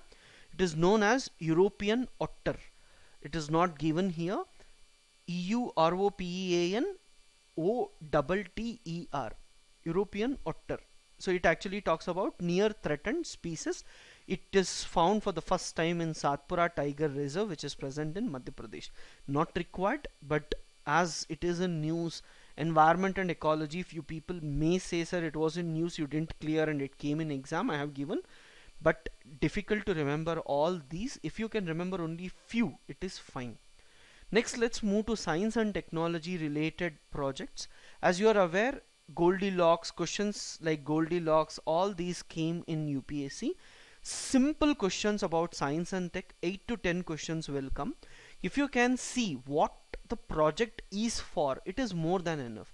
Please don't waste time in seeing which department is doing, which organization is doing, what it is doing, where it has reached. All these are waste of time. So they just ask you what this project is all about. Carb fix project. So usually it is observed that whenever you have basaltic rocks, carbon dioxide is usually accumulated in the basaltic rocks. This is a natural phenomena. This natural storage process of carbon dioxide into the basaltic rocks is actually made through conscious efforts of human intervention in Iceland to ensure that carbon dioxide, whichever is present in the atmosphere, is being reduced. So it acts as a natural sink where carbon dioxide which is present in the planet can be reduced. So this is actually known as enhanced weathering. That is, whenever you inject carbonated water into these rocks, they react with calcium, magnesium and silicate present and weathering happens. It is said that there is no side effects being present. Iceland has taken interest in this and it is going with this project. So if they talk about carb fix project, it is carbon dioxide is being stored in basaltic rocks. So this is what you have to talk. Then you have, let's take one major plan where we need to see certain points in detail. National Disaster Management Plan. In prelims, chances of getting question is very less, but if at all the question comes, it will be regarding National Disaster Management Plan is derived from which framework. It is Sendai framework, right? This is important, Sendai framework. So according to this Sendai framework, you have to look into 4 important things: understanding disaster risk, improving disaster risk governance, investing in disaster risk reduction and disaster preparedness. Salient features of the plan is given. Please see this for mains point of view, not required from prelims at all. So if you can see the first 2 things, that is Sendai framework and the 4 points is enough. Remaining, it is again talking about features of the plan. You have to include panchayat and urban local body and frame in such a way that response is proper, and education is very important. So all these are usually given, so don't worry about it. These are all not required from prelims point of view. From prelims, the other topic which is important is 19, World Economic Forum Global Gender Gap Report. So reports, you know, you get a question. World Investment Report is actually given by UNCTAD. So these are important. Reports, as I keep telling you again and again, when you take different books, economic survey gives you list of few reports, India yearbook gives you list of few reports, and in current affairs you would have seen different reports. Please collate all these and see once, right? Because when we give, we focus only on those which are most important and we leave. But different faculties, whenever they come across these in different contexts, they usually talk about it. These two were in news because these two were released in this month. But again I repeat, please collate what are all being said in different lectures, and if you can revise it once before exam, one day before exam, if you see, it is more than enough. So again, people keep asking that, sir, give us more reports at one place. If I start giving you all the reports that are there, then again it's like going behind all the tribal communities just because one tribal community was asked by UPSC. So we have restricted the reports only to the current affairs. So please go through that carefully once. 21 is actually about species, where you all are aware about again endangered and critically endangered. So you have to see about vultures. This was in news mainly because of the gyps species.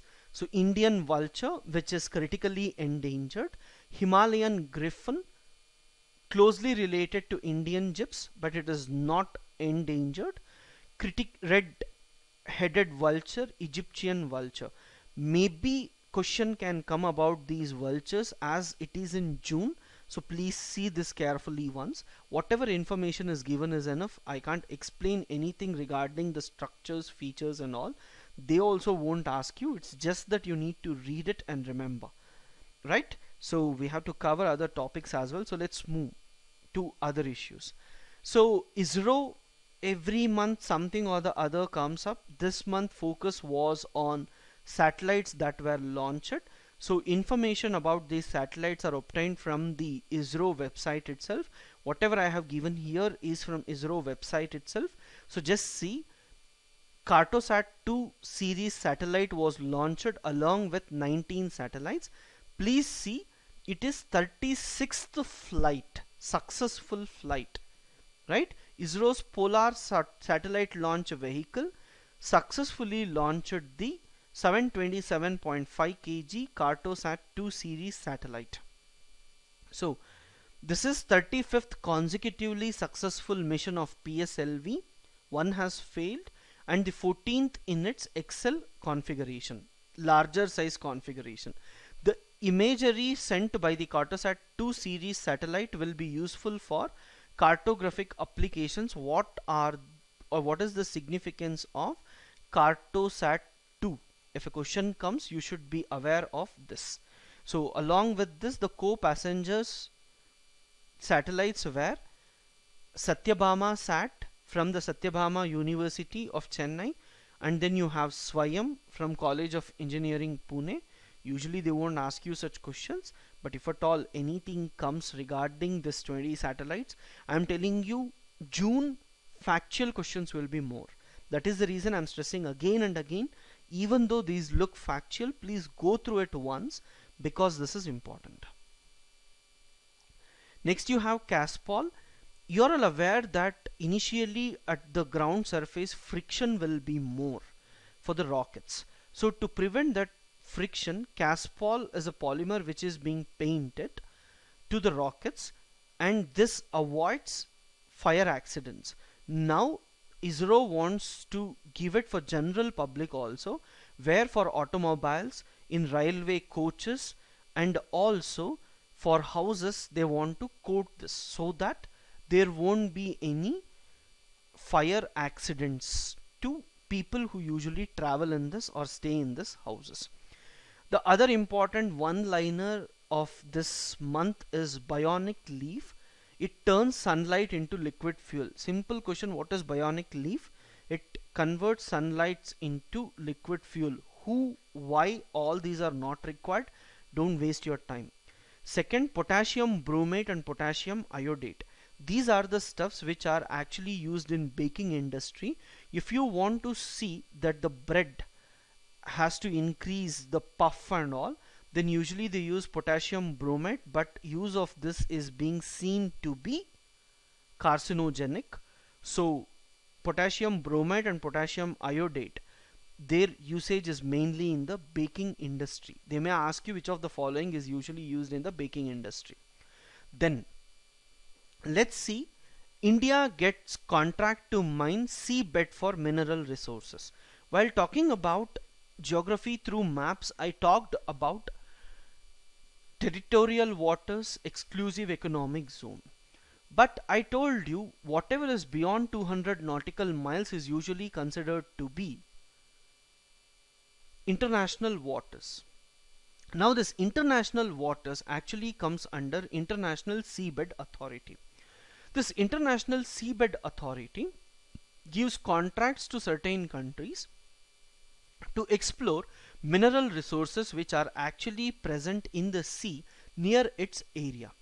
China has recently proposed that China and India should come together. I'm sorry. China and India has to come together and explore the nodules which are actually present in the Indian Ocean. If you take or consider the level of technology with India and China, they are almost same. So they want to partner with India. The main reason why they wanted to partner with India is they were aware that India is going to get this contract. How this contract works, they say that you go exploit the resources here, or you see that explore the resources first. In 2002 itself, Indian government got permission to explore, that is to see what is present here. Once you see what is present, now they have given the contract to extract. So as India has done before, now it has got the contract to extract. So in the contract we will be giving a share to the International Seabed Authority, which is formed under United Nations Convention on the Law of Sea. So this is important. It is said that India is going to get gold and silver on the seabed. So this is what a lot of newspapers claim, but UPSC may ask you about what are the different polymetallic sulfides or minerals that are actually present on the seabed. So please be prepared on that. So after this, 26th issue is Vidyanjali scheme. I told you Vidyanjali scheme. So teacher recruitment, you have to go for test writing, but for part-time teachers, voluntary teacher recruitment without specific qualifications. So any qualification, if you can teach to the students, it's fine. You can actually go to this Vidyanjali app. You can give your details and they will give you where there is requirement. You can go and take classes. So and many students were asking related to Pradhan Mantri Yojanas. I have given the link where all the Yojanas are given, and from exam point of view what all are required you can see here. Pradhan Mantri Krishi Sinchai Yojana, all these are usually mentioned here, so you can visit that website once. 27th topic, you have National Highways Grid. Transportation, as you are all aware that it is important for you to read. When I talk about National Highways Grid, see, you have lot of highways moving from east to west or from north to south. Now what they want interconnection of these highways. It is said that the National Highway Authority of India says that even by chance if you go straight without taking curve or bend, then there is a huge problem that you may miss the track itself. So to avoid such complications, they are trying to connect it. That is, if you have two highways going parallelly, the sides may be connected. So one most important use of this is that so you will avoid roaming around, and the second thing, Indian government has already planned to change the names that are given to these national highways. So most of the people, when they talk about these national highways, they keep by hearting the new things that are given, but please remember, it is not being finalized. There is no new numbers that are already been provided. Even in the Ministry of Transport website, you don't get which highway is numbered what. But it is said that once this grid is formed, interconnection with different highways are formed, then it is easy. But sir, can there be a question with respect to new numbering? Yes, there can be a question about the logic behind the numbering. So I have given that. The first thing is, all north-south highways will carry even numbers. For example, as of now, if you take Kanyakumari to Varanasi, which is the longest one, it is numbered 7. Now this will be replaced with even number. Why? All north to south movement will be called with even numbers. If you see Delhi to Kolkata, National Highway 2, which runs west to east or from east to west. So this is usually given as odd number, right? So north to south is even number, east to west is odd number. Then all major highways will be single digit or double digit. But if you have sub highways for this, then you give it 3 digit. Secondary routes or branches are usually given 3 digits. Then if you see, north to south highways will increase their numbers from east to west. What is the meaning of this? Let me take a highway which is moving through Kolkata and the other highway which is moving near Madhya Pradesh. So if you have NH4 and NH44, NH4 will be moving near Kolkata, NH44 will be moving towards Madhya Pradesh. Why? You know that north to south is even, and you are also aware that east, that is from the eastern side, numbers will be less, and on the western side numbers will be more. The same way, if you take east-west highway, they are odd numbers and their numbers increase from north to south. That is, if you take National Highway 4, which is in between Mumbai to Chennai, and if you take National Highway 2, which is as of now, if you take, so which is in between Delhi to Kolkata. So Delhi to Kolkata is 2. Now this becomes National Highway 1 or 3. And if you take Mumbai to Chennai, then it may be National Highway 77. That is, so you see that somewhere in the north numbers will be less, and south it will be more. Numbers increase from north to south, but the highways are running from east to west, and when highways are running from north to south, they increase from east to west. So what question UPSC will ask us? So if you see, they generally ask you these statements. That is, east west are given even numbers, north south are given odd numbers. They may change the statement and you may get confused. So please be prepared with such statements. They won't ask you which is the longest highway as per the new numbering and all, because that's not finalized yet. Then 28th, you have National Mineral Exploration Policy. I have not given anything related to National Mineral Exploration Policy is because you're not getting properly what exactly the policy means. But most of the newspapers, whenever they talk about the National Mineral Exploration Policy, they give the features which are actually given in 29. Fine. So National Mineral Exploration Policy, I have left the gap intentionally just to ensure that you will go through the actual report and sees whatever I have given here is from the newspapers, and most of it, the National Mineral Exploration Policy, they talk about forming a geoscientific data repository, that is for the entire country, what minerals are there and where they are present, in what quantity they are present. With the help of satellites, we will be forming it and we will be keeping it in the public domain, so that whoever wants to come and explore. They are free to get information from the ministry. So this is what it talks about. So don't go into detail. It will come only in mains, not in prelims. Then you have the important topic, that is peer-to-peer lending. This is also known as crowd lending, which is the concept coming into India. It is there, but at a very minimal level. What is this? Now, for example, you want to lend a person. What usually you do? You contact him and give directly. This is among the people whom you know. But if you want to formalize the system, you want to give it to someone who is in need and you don't know about that person, or you want to lend to the company. In India, most of the companies get their money from the banks. Most people, what they do in an official or legal manner, we usually keep money in the banks and banks give loans to others. In peer-to-peer lending, there is a practice that you are giving directly. That is, lenders give money directly to the borrowers.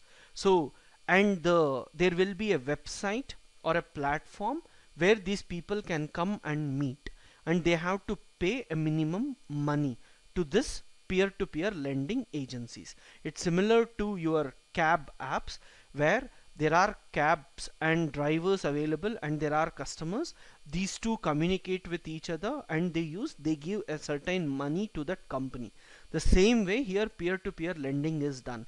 It is said that if you can go for this peer-to-peer lending, then the best advantage of this is lenders will get more interest rate, whereas buyers will get at less interest rate comparably. So this is what it is about, and it is coming in India, so you can look into this. Next important concept is regarding payment banks. Payment banks is crucial. This time mainly because post offices are becoming payment banks. So you go and visit to any post office, they are saying that wait till September, mainly because it is going to become a payment bank. What exactly do you mean by payment banks? You have different types of banks: financial institutions, NBFCs, non-banking financial corporations, development financial institutions. What exactly do you mean by payment banks? Consider the following statements with respect to payment banks. 4 statements can be given. What exactly it is? They do not provide all the services that normal banks give. For example, credit cards and all are not given. Their main objective is to help people get easy access to open bank accounts. It's very difficult for us, for the rural people, especially villages, to come and open bank accounts. One place where most of the people were saying was post offices is the only organization which has reached it, even in the remote corner areas of the country. So if we can make post offices to be payment banks, then it's easy for us to open bank accounts. And whoever wants to go with it, Reliance Industries and all are also part of these payment banks. Whoever wants to go into this, they have to invest at least 40% to the initial equity capital, running capital, for at least 5 years. Then you have the banks can accept deposits only up to 1 lakh, not beyond that. The reason for this is, you may feel that 1 lakh is very less, but for people outside the banking system it is more. If they want to deposit more than 1 lakh, then they have to come to the regular banks. Why? You might also know that you cannot deposit beyond a particular limit even in your banks, because it comes in it, you have to show your PAN numbers and all. Black money may be stored in these accounts. That is the main reason. Only for people who are really poor and genuine, who needs these, we use this. These banks don't give loans. Even post office deposits, whatever you keep, they don't give loans. They either invest in the government bonds or they keep in normal banks, and whatever interest they get, with that interest they usually give it to these people. Payment banks are crucial, especially in India, whenever you want to go with direct benefit transfer. So please look into payment banks and who is becoming post office. Next you have Shanghai Cooperation Organization. Last year itself, the Shanghai Cooperation Organization accepted that India and Pakistan can become members. In June, India and Pakistan have signed to become members. In 2017 at Astana, India and Pakistan will be accepted and we will become complete members. It takes 6 months after signing, so it's expected that in 2017 we are going to be the members. So to know, if at all they ask a question about Shanghai Cooperation Organization, you have to know about two things. First, it was known as Shanghai 5 with Uzbekistan, and in 2001 Uzbekistan joined and they changed the name to Shanghai Cooperation Organization. Till now there were 6 countries including China and Russia, 4 Central Asian countries. All Tans except Turkmenistan is there. Don't mug the other stuff, you can remember in this way.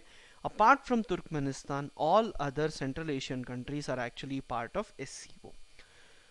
At last, Afghanistan and Iran are observer countries. There are several observer countries which are important from India's point of view. I have given Afghanistan and Iran are observer countries, whereas Nepal and Sri Lanka are dialogue partners.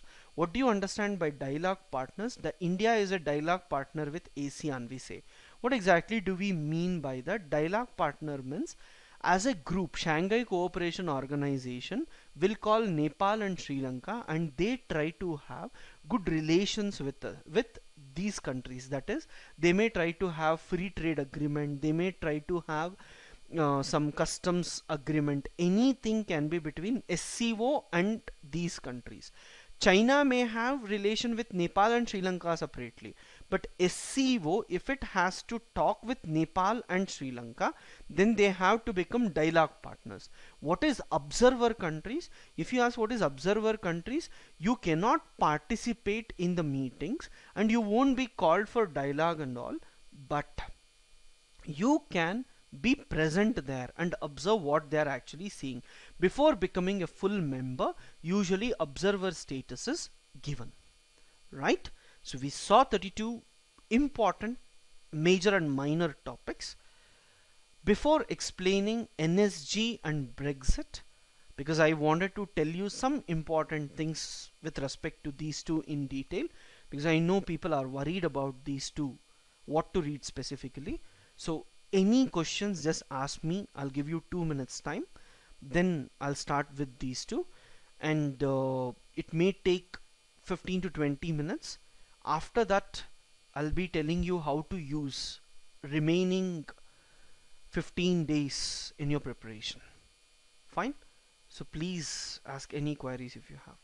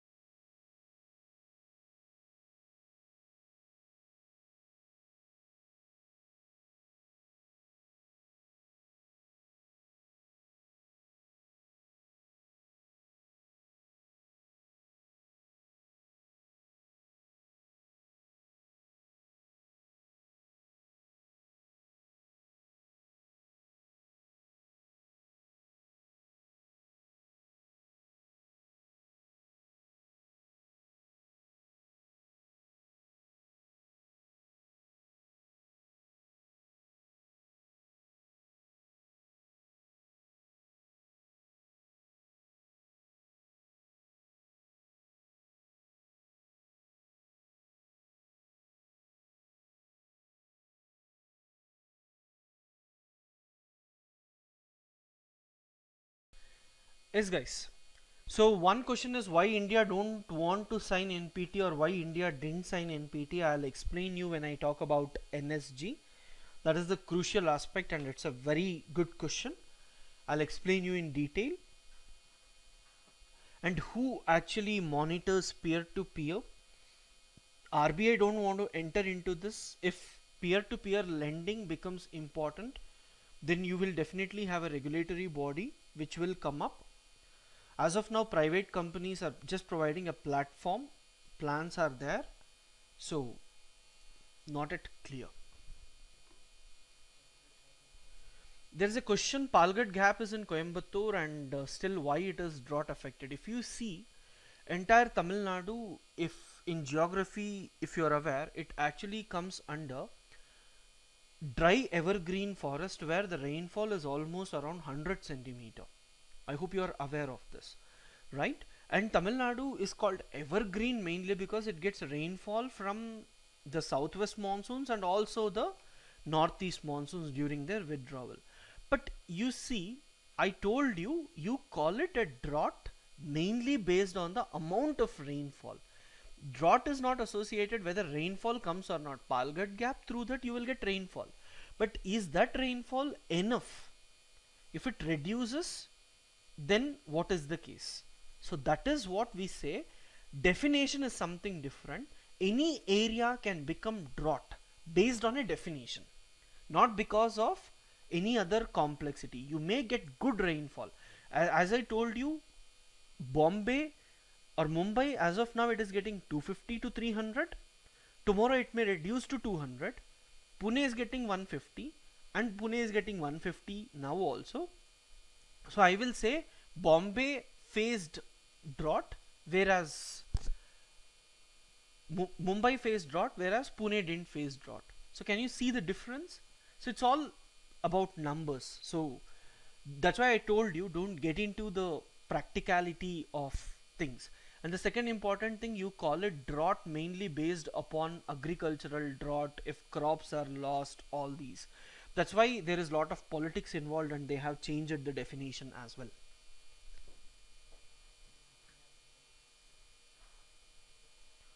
Is India a member of SCO? Yes, India is member. India has accepted, India has signed it, and formal entry will happen in 2017.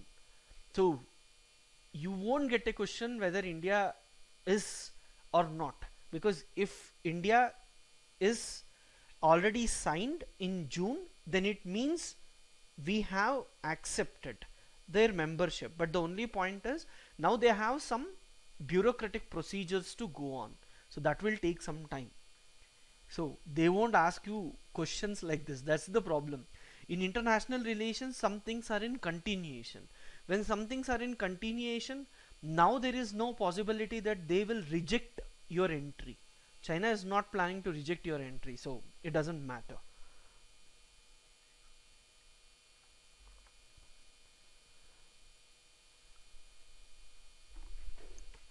Regarding data exclusivity, I have already told you that data exclusivity will be with those companies, and they may not give it to the organizations which give patents.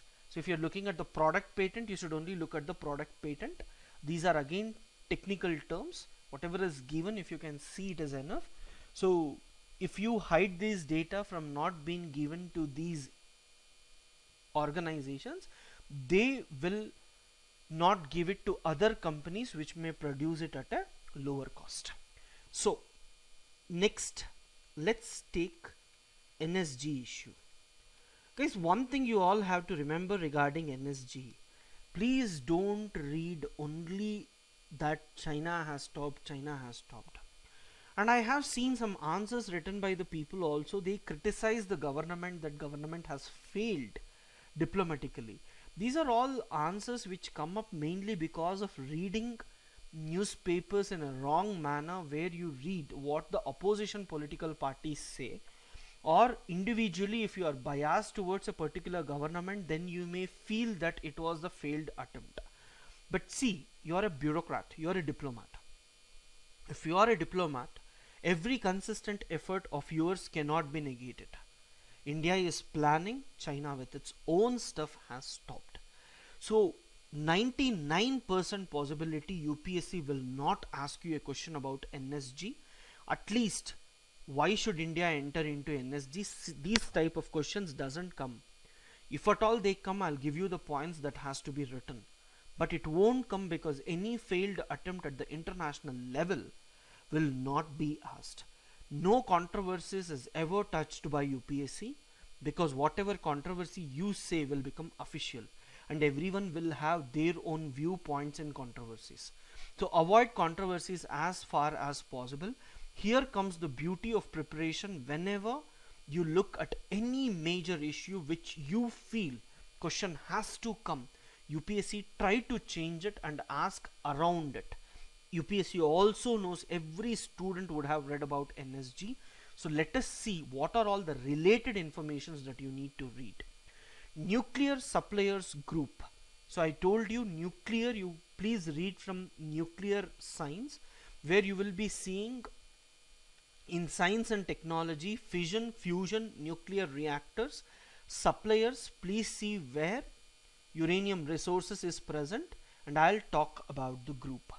Before coming to NSG, the first thing that all of us have to know is regarding NPT, non-proliferation of nuclear weapons, non-proliferation treaty as it is famously known. If you take right from the beginning, when India went for the formation of non-alignment movement, one of the major objectives of non-alignment movement was regarding the non-proliferation treaty. What is the ambition of non-proliferation treaty? They wanted to avoid acquiring nuclear weapons by non-nuclear weapon states. But how can you stop? So for this, India along with several countries were fighting under non-alignment movement.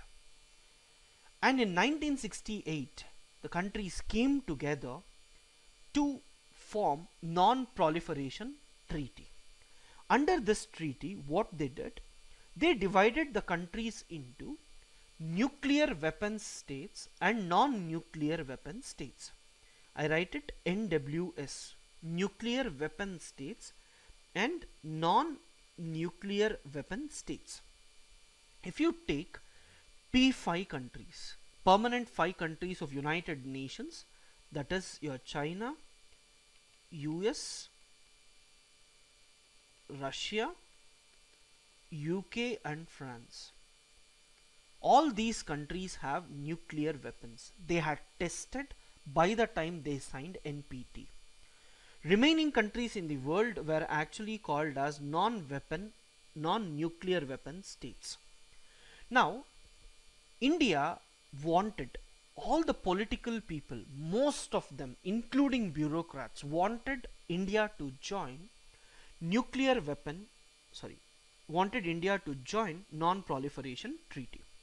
But at that time, the chairman of IDSA along with his group wrote an article and they told to the Indian government not to be in a hurry to sign non-proliferation treaty. And he gave 2 reasons for that. One reason is the P5 countries, especially China. If you see 1968, right? So 1968 we already had Indo-China war. So we know that China already has nuclear weapons. And if China has nuclear weapons and if we don't have, and if we wage a war against China, or we can never think of waging war against China at any point of time because of the fear of nuclear weapons. And the second thing was, there was a fear that China may transfer these nuclear weapons to Pakistan. And our intelligence agencies has clearly said that there are plans by Pakistan to develop nuclear weapons as well. So at this point of time, India said, we will sign NPT if all the nuclear weapon states agree that they will give up their nuclear weapons. This was our stance. Clear stance was you have to give up completely. They told we won't give, we will do disarmament, that is reduction over a period of time. For which India said, until and unless you do that, we are not going to get into this. And the second thing, fear was for our national security. When Pakistan and China, both enemy neighbors, they are actually not helping us. Both these neighbors are having nuclear weapons. If that is the scenario, then we all will be in trouble. So even today, if we want to enter into NPT, the clear thing what India says is recognize India as a nuclear weapon state. We have nuclear weapons, and say that we have acquired nuclear weapons legally. Everyone knows India has nuclear weapons, but these countries say that India has acquired nuclear weapons illegally. But India say that we have acquired it legally. This is our first condition. And India has clearly said again and again, we are not using nuclear weapons against any country. We said no first use. Our main ambition of nuclear weapons is to defend our country from other countries. So after 1968, you will not get a question on this, because again these are controversial stuffs. You should be knowing which are nuclear weapon states and which are non-nuclear weapon states. Second thing you need to know is there are almost around 191 countries which are actually part of non-proliferation treaty. 4 countries which never joined. This is Pakistan, India, Israel and South Sudan. India says we did not join because Pakistan didn't join, and Pakistan says we did not join because India didn't join. So due to these two fights, people have forgot that Israel has not joined. So, and as Israel has these nuclear weapons, it is ambiguous. Many people are not clear whether Israel has nuclear weapons or Israel don't have nuclear weapons. But it is clear Pakistan, India and North Korea, the other country which has nuclear weapons outside NWS, nuclear weapon states of NPT. North Korea initially joined in 1985, but it came out of NPT. So India, Pakistan, Israel, South Sudan didn't sign at all. North Korea, which had signed, had come out. Fine. These are the points that you need to remember. So the agreement, what happened in NPT, what is the benefit of joining NPT? Under, if you go for NPT, then these 5 countries can actually sell nuclear technology which is required for civilian nuclear reactors will be given to you. So if India joins, India will get technology. As India didn't join, India sticks to our own plan of developing nuclear reactors in 3 stages.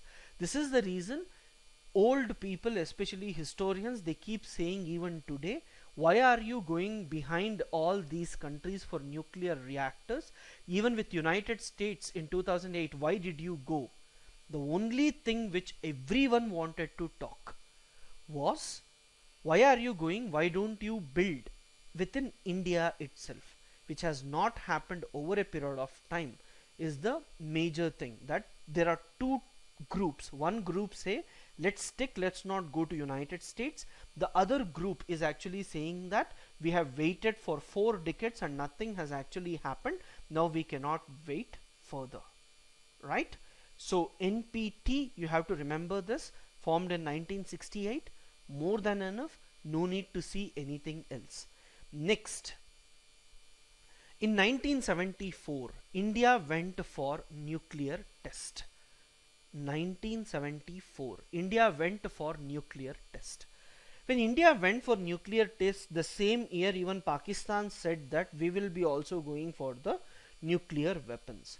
United States detected that India is actually planning to develop nuclear weapons and they wanted to put ban on us.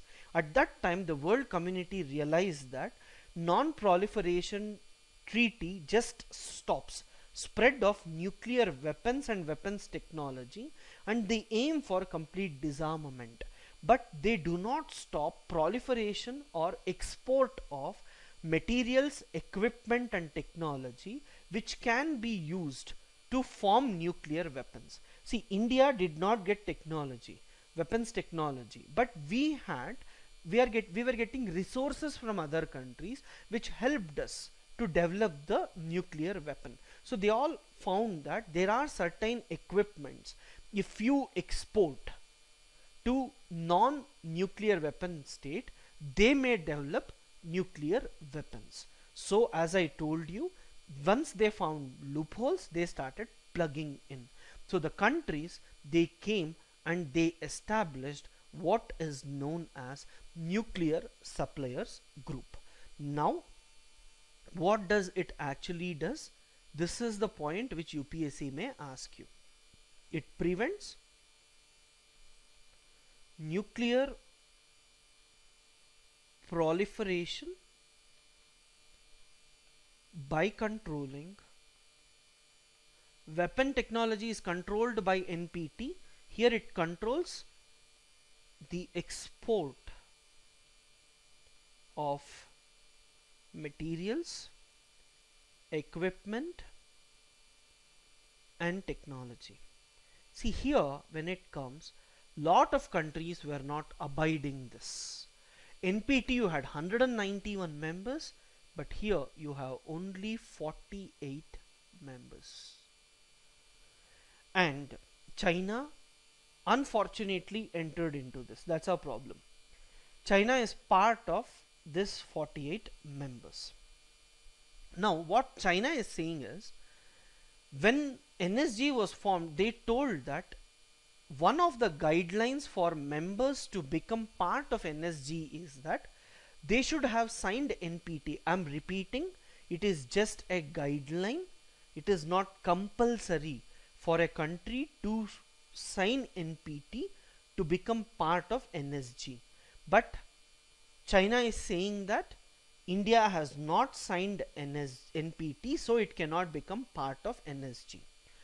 Till now the issue was not significant to India, but now it has become significant mainly because for the first time China is outrightly saying that we oppose India's entry.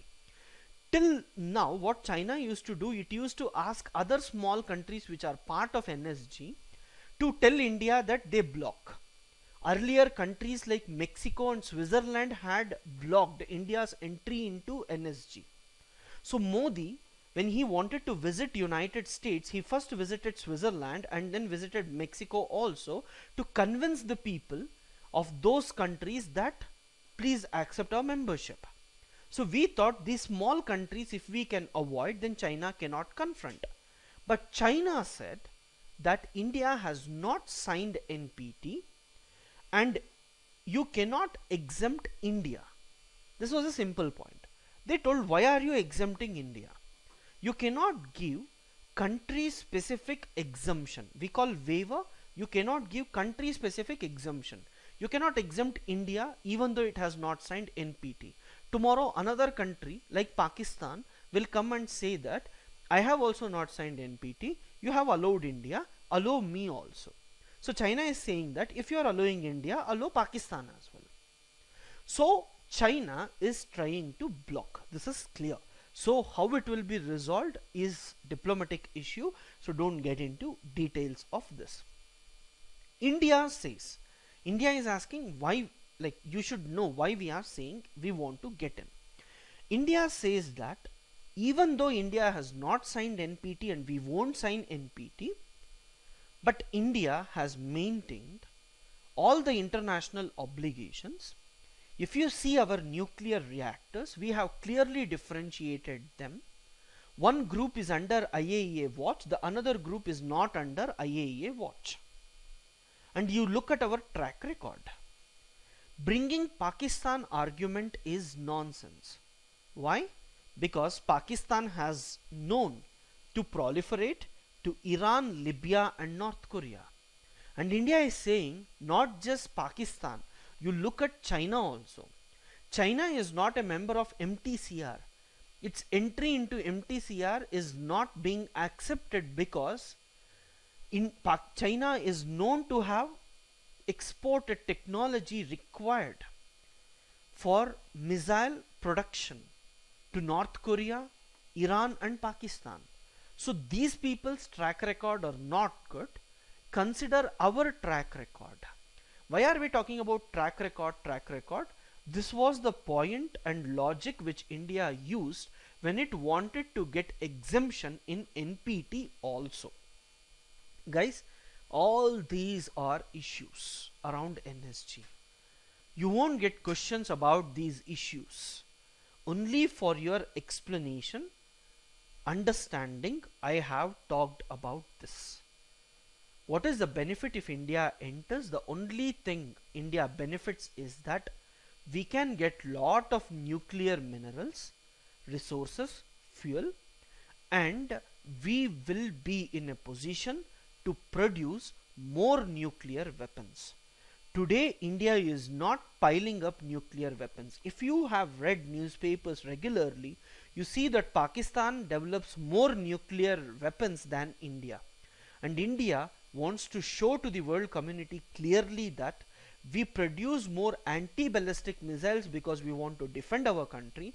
Pakistan may misuse it, so they are actually going for this.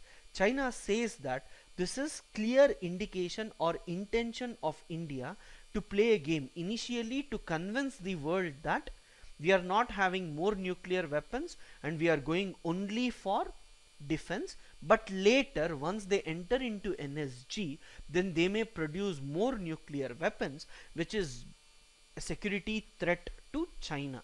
This is the dialogue around NSG. So I'm sorry I took some more time. So NSG, if you can see NPT, NSG, MTCR, HCOC, it's fine. Traditional questions only will come. Please look into this carefully. Next, I'll talk about Brexit. So will we get a question about Brexit? I would say no. Britain has exited. Question may come on referendum. But what is the impact of Britain exiting from European Union on India? Economic impact question can come. But always remember, if you have a planned recession, if India is aware that Britain is going out and it will have economic impact on India, our macroeconomy is, economic fundamentals are very strong and we are in a position to face anything that happens with European Union. The fear that we have with European Union is that if European Union collapses, then our exports may reduce because one of the major export destination of India is European Union. So this is our problem. Apart from this, there is nothing else. So if we don't want to go to European Union, we will go to some other country, we will diversify our markets. All these things comes into picture. Fine. But sir, what questions can come? The very first thing that if you ask me as an international relations faculty, what do I think about Brexit? Let me frame a question about European Union right from the beginning. So, if I start with history, what is most important for me with respect to European Union is formation of European Union. Who gave this idea of European Union? There were few people and the major one were Robert Schuman and Jean Monnet.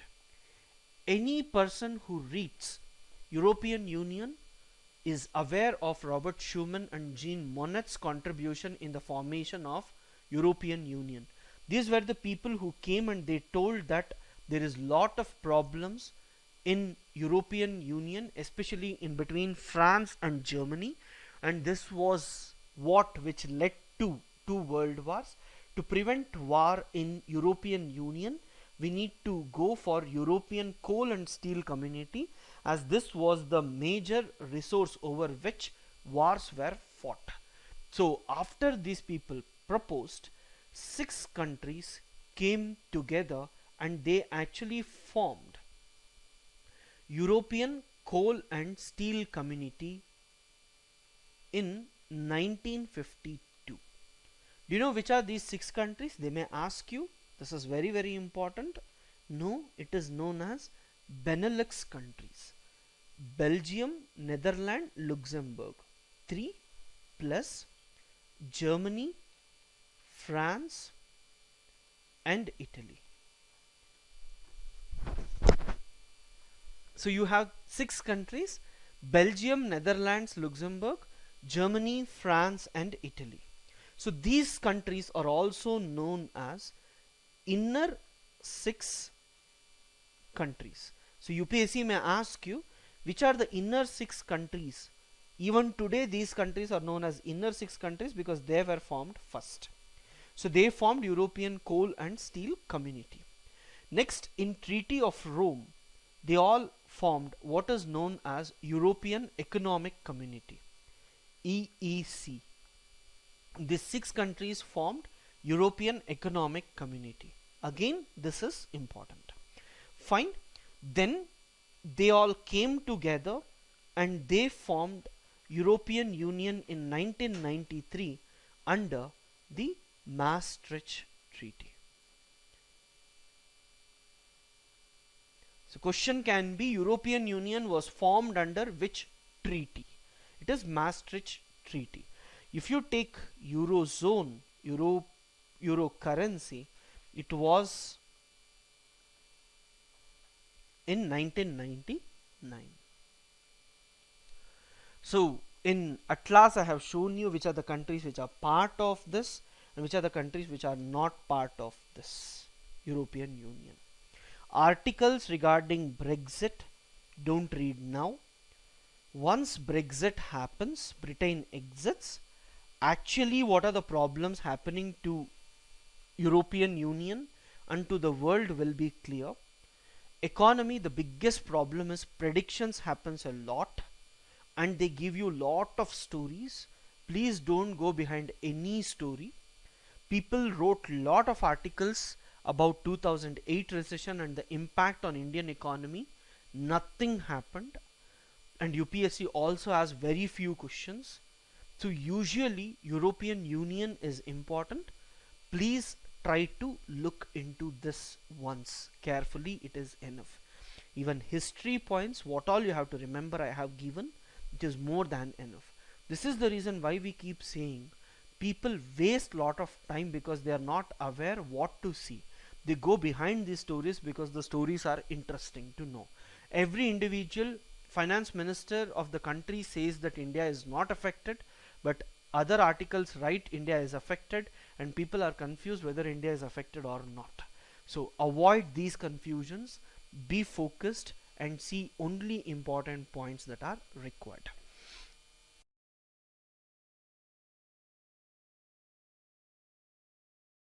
So guys, done with current affairs. Any questions, 1 or 2 minutes you can ask me. I'll focus into strategy, what you need to do in last 15 days.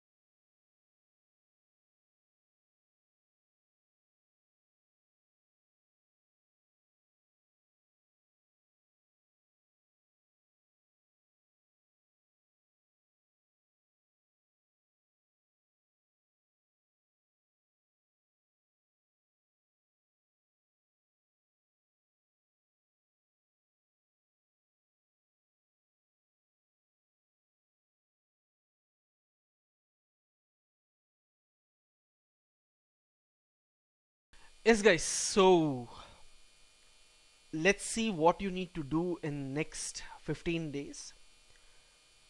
You should have already done most of the stuff. So in last 15 days, if you need to know what are the things that you need to revise, that I can help you out. Very first thing that I want you to know is, please don't go behind any new notes at this point of time. Current affairs or any subject in UPSC, you will never feel confident. You might have taken lot of tests. In different test series, you might have come across different questions related to history, polity, economy also, which you have never heard of, or which your institute might have never taught of. So you feel scared that there are a lot of things that are left. And remember, almost all the institutions, whenever they frame questions test series, their standard is much higher when compared to UPSC standard. If you can get 120 out of 200, you are in the safe zone. If you're planning for forest service 140, you are in a safe zone. Don't think that the question paper will be easy. Last year paper with that standard 108 was the cutoff. Even if it becomes much more easier, 120 is max, because people do lot of negatives. There is no upper limit, that is you have to answer 70 questions or 80 questions. People say answer more, because if you have negatives and even if by chance one or two questions become correct, that negative positive will match and you crack. There is no one formula for anyone. If you can get more than 70 correctly in your first round itself, don't give more than that. Remember, prelims is only to crack. Trust in the material that has been given, trust in the course that you attended, read all these, don't neglect, revise it carefully. Now you take 2 days for all 4 major subjects, that is history, polity, economy and geography. History at this point of time, start from 17th century, read only those important factual areas once. Acts are important, please read acts along with polity. Governor Generals, Dalhousie is important, Wellesley is important, William Bentinck is important. You see Ripon, Lytton, Irwin, Minto Morley reforms, all these major events from 1885 to 1947. If you have read NCERT book, it's fine. If you have read Spectrum, that's also fine. Don't read question papers of institutes at this point of time. Revise these for 2 days carefully, so that if any question is asked, you are able to remember. The only thing is, arrange all the events in a chronological order, especially when it comes from 1939 to 1946. You get confused about different offers, August offer, Irwin Pact, all these you get confused. Everything looks similar, so please try to arrange it in a chronological order. You will be able to answer. Second, geography. Indian geography, lot of questions come than world geography. For world physical geography, in the last minute read 11th standard NCERT book. Indian physical geography, forests, one question for sure. Soils, you may get a question. Droughts this time is important and where we have dealt. And then please see with respect to cyclones also. Fine. So Indian geography, try to read once. 2 days NCERTs you can read. For physical geography, 11th standard NCERT is fine. Then again 2 days of polity. Don't read everything. Read selective articles. Say for example, in fundamental rights, 14, 19, 20, 21 and 32 are important. If you can read this in detail, it is more than enough. Rest match which one is for what. DPSP, the questions are simple. The question says, which of the following is Gandhian, socialist or Western?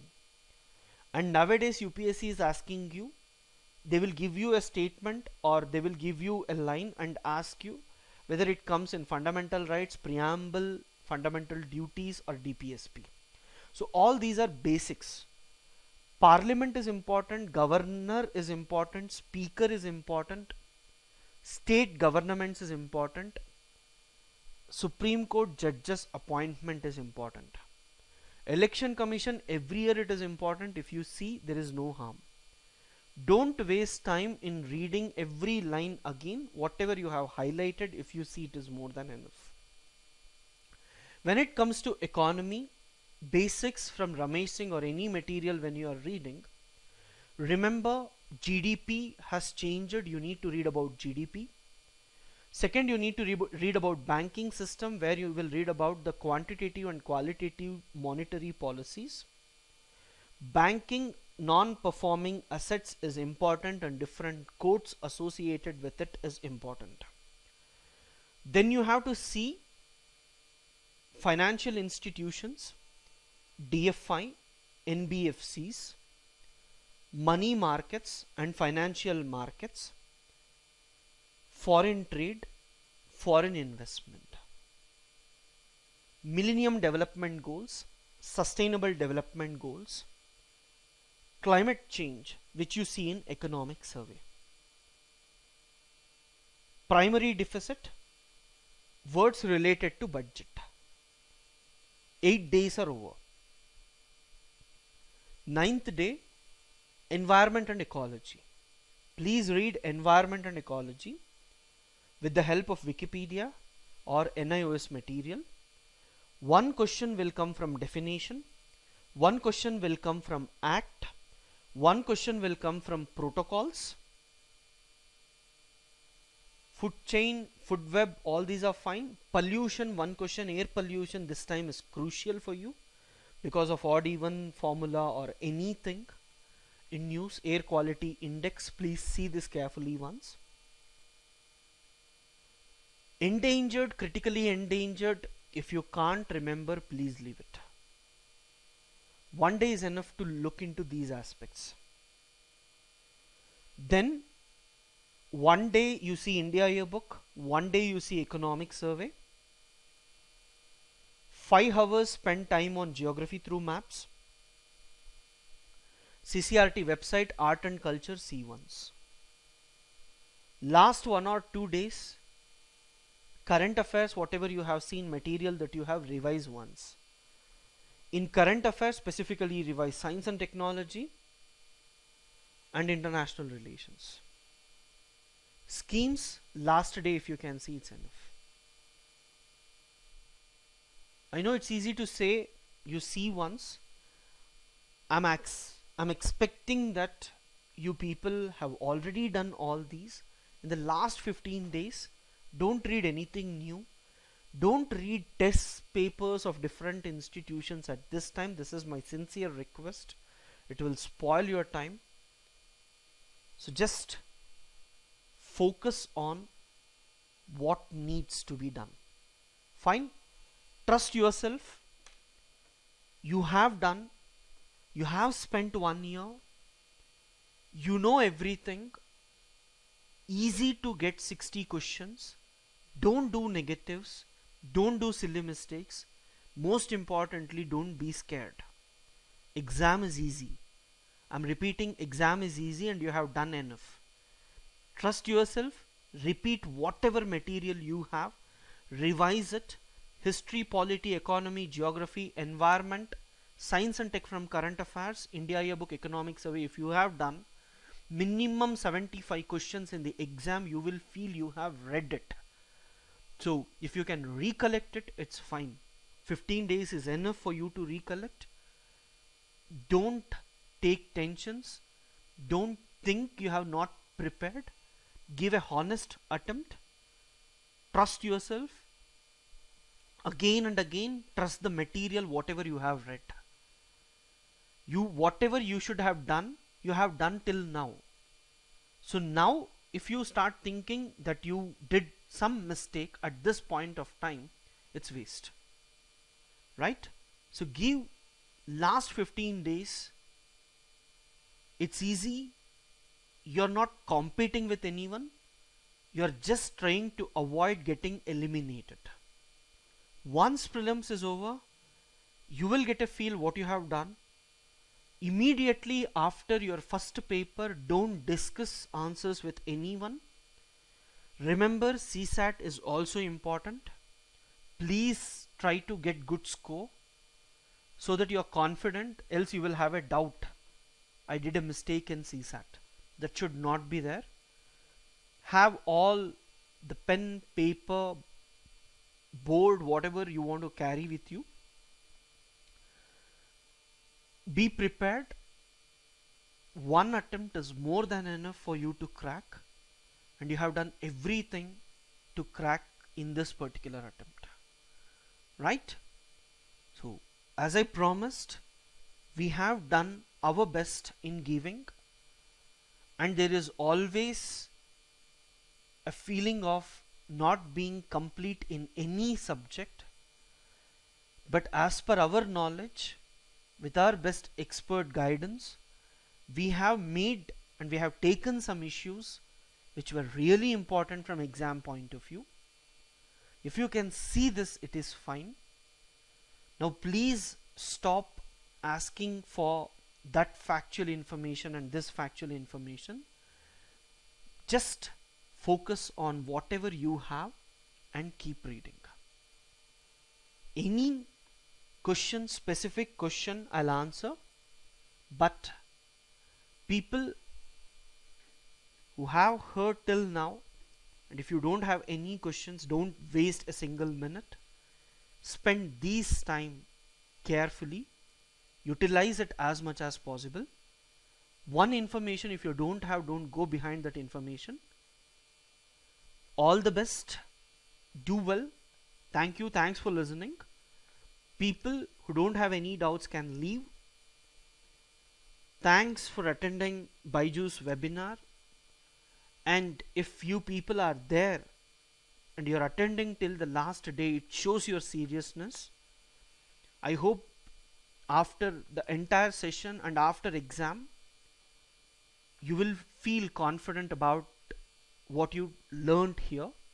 And if that helps, in mains also will be much more happy.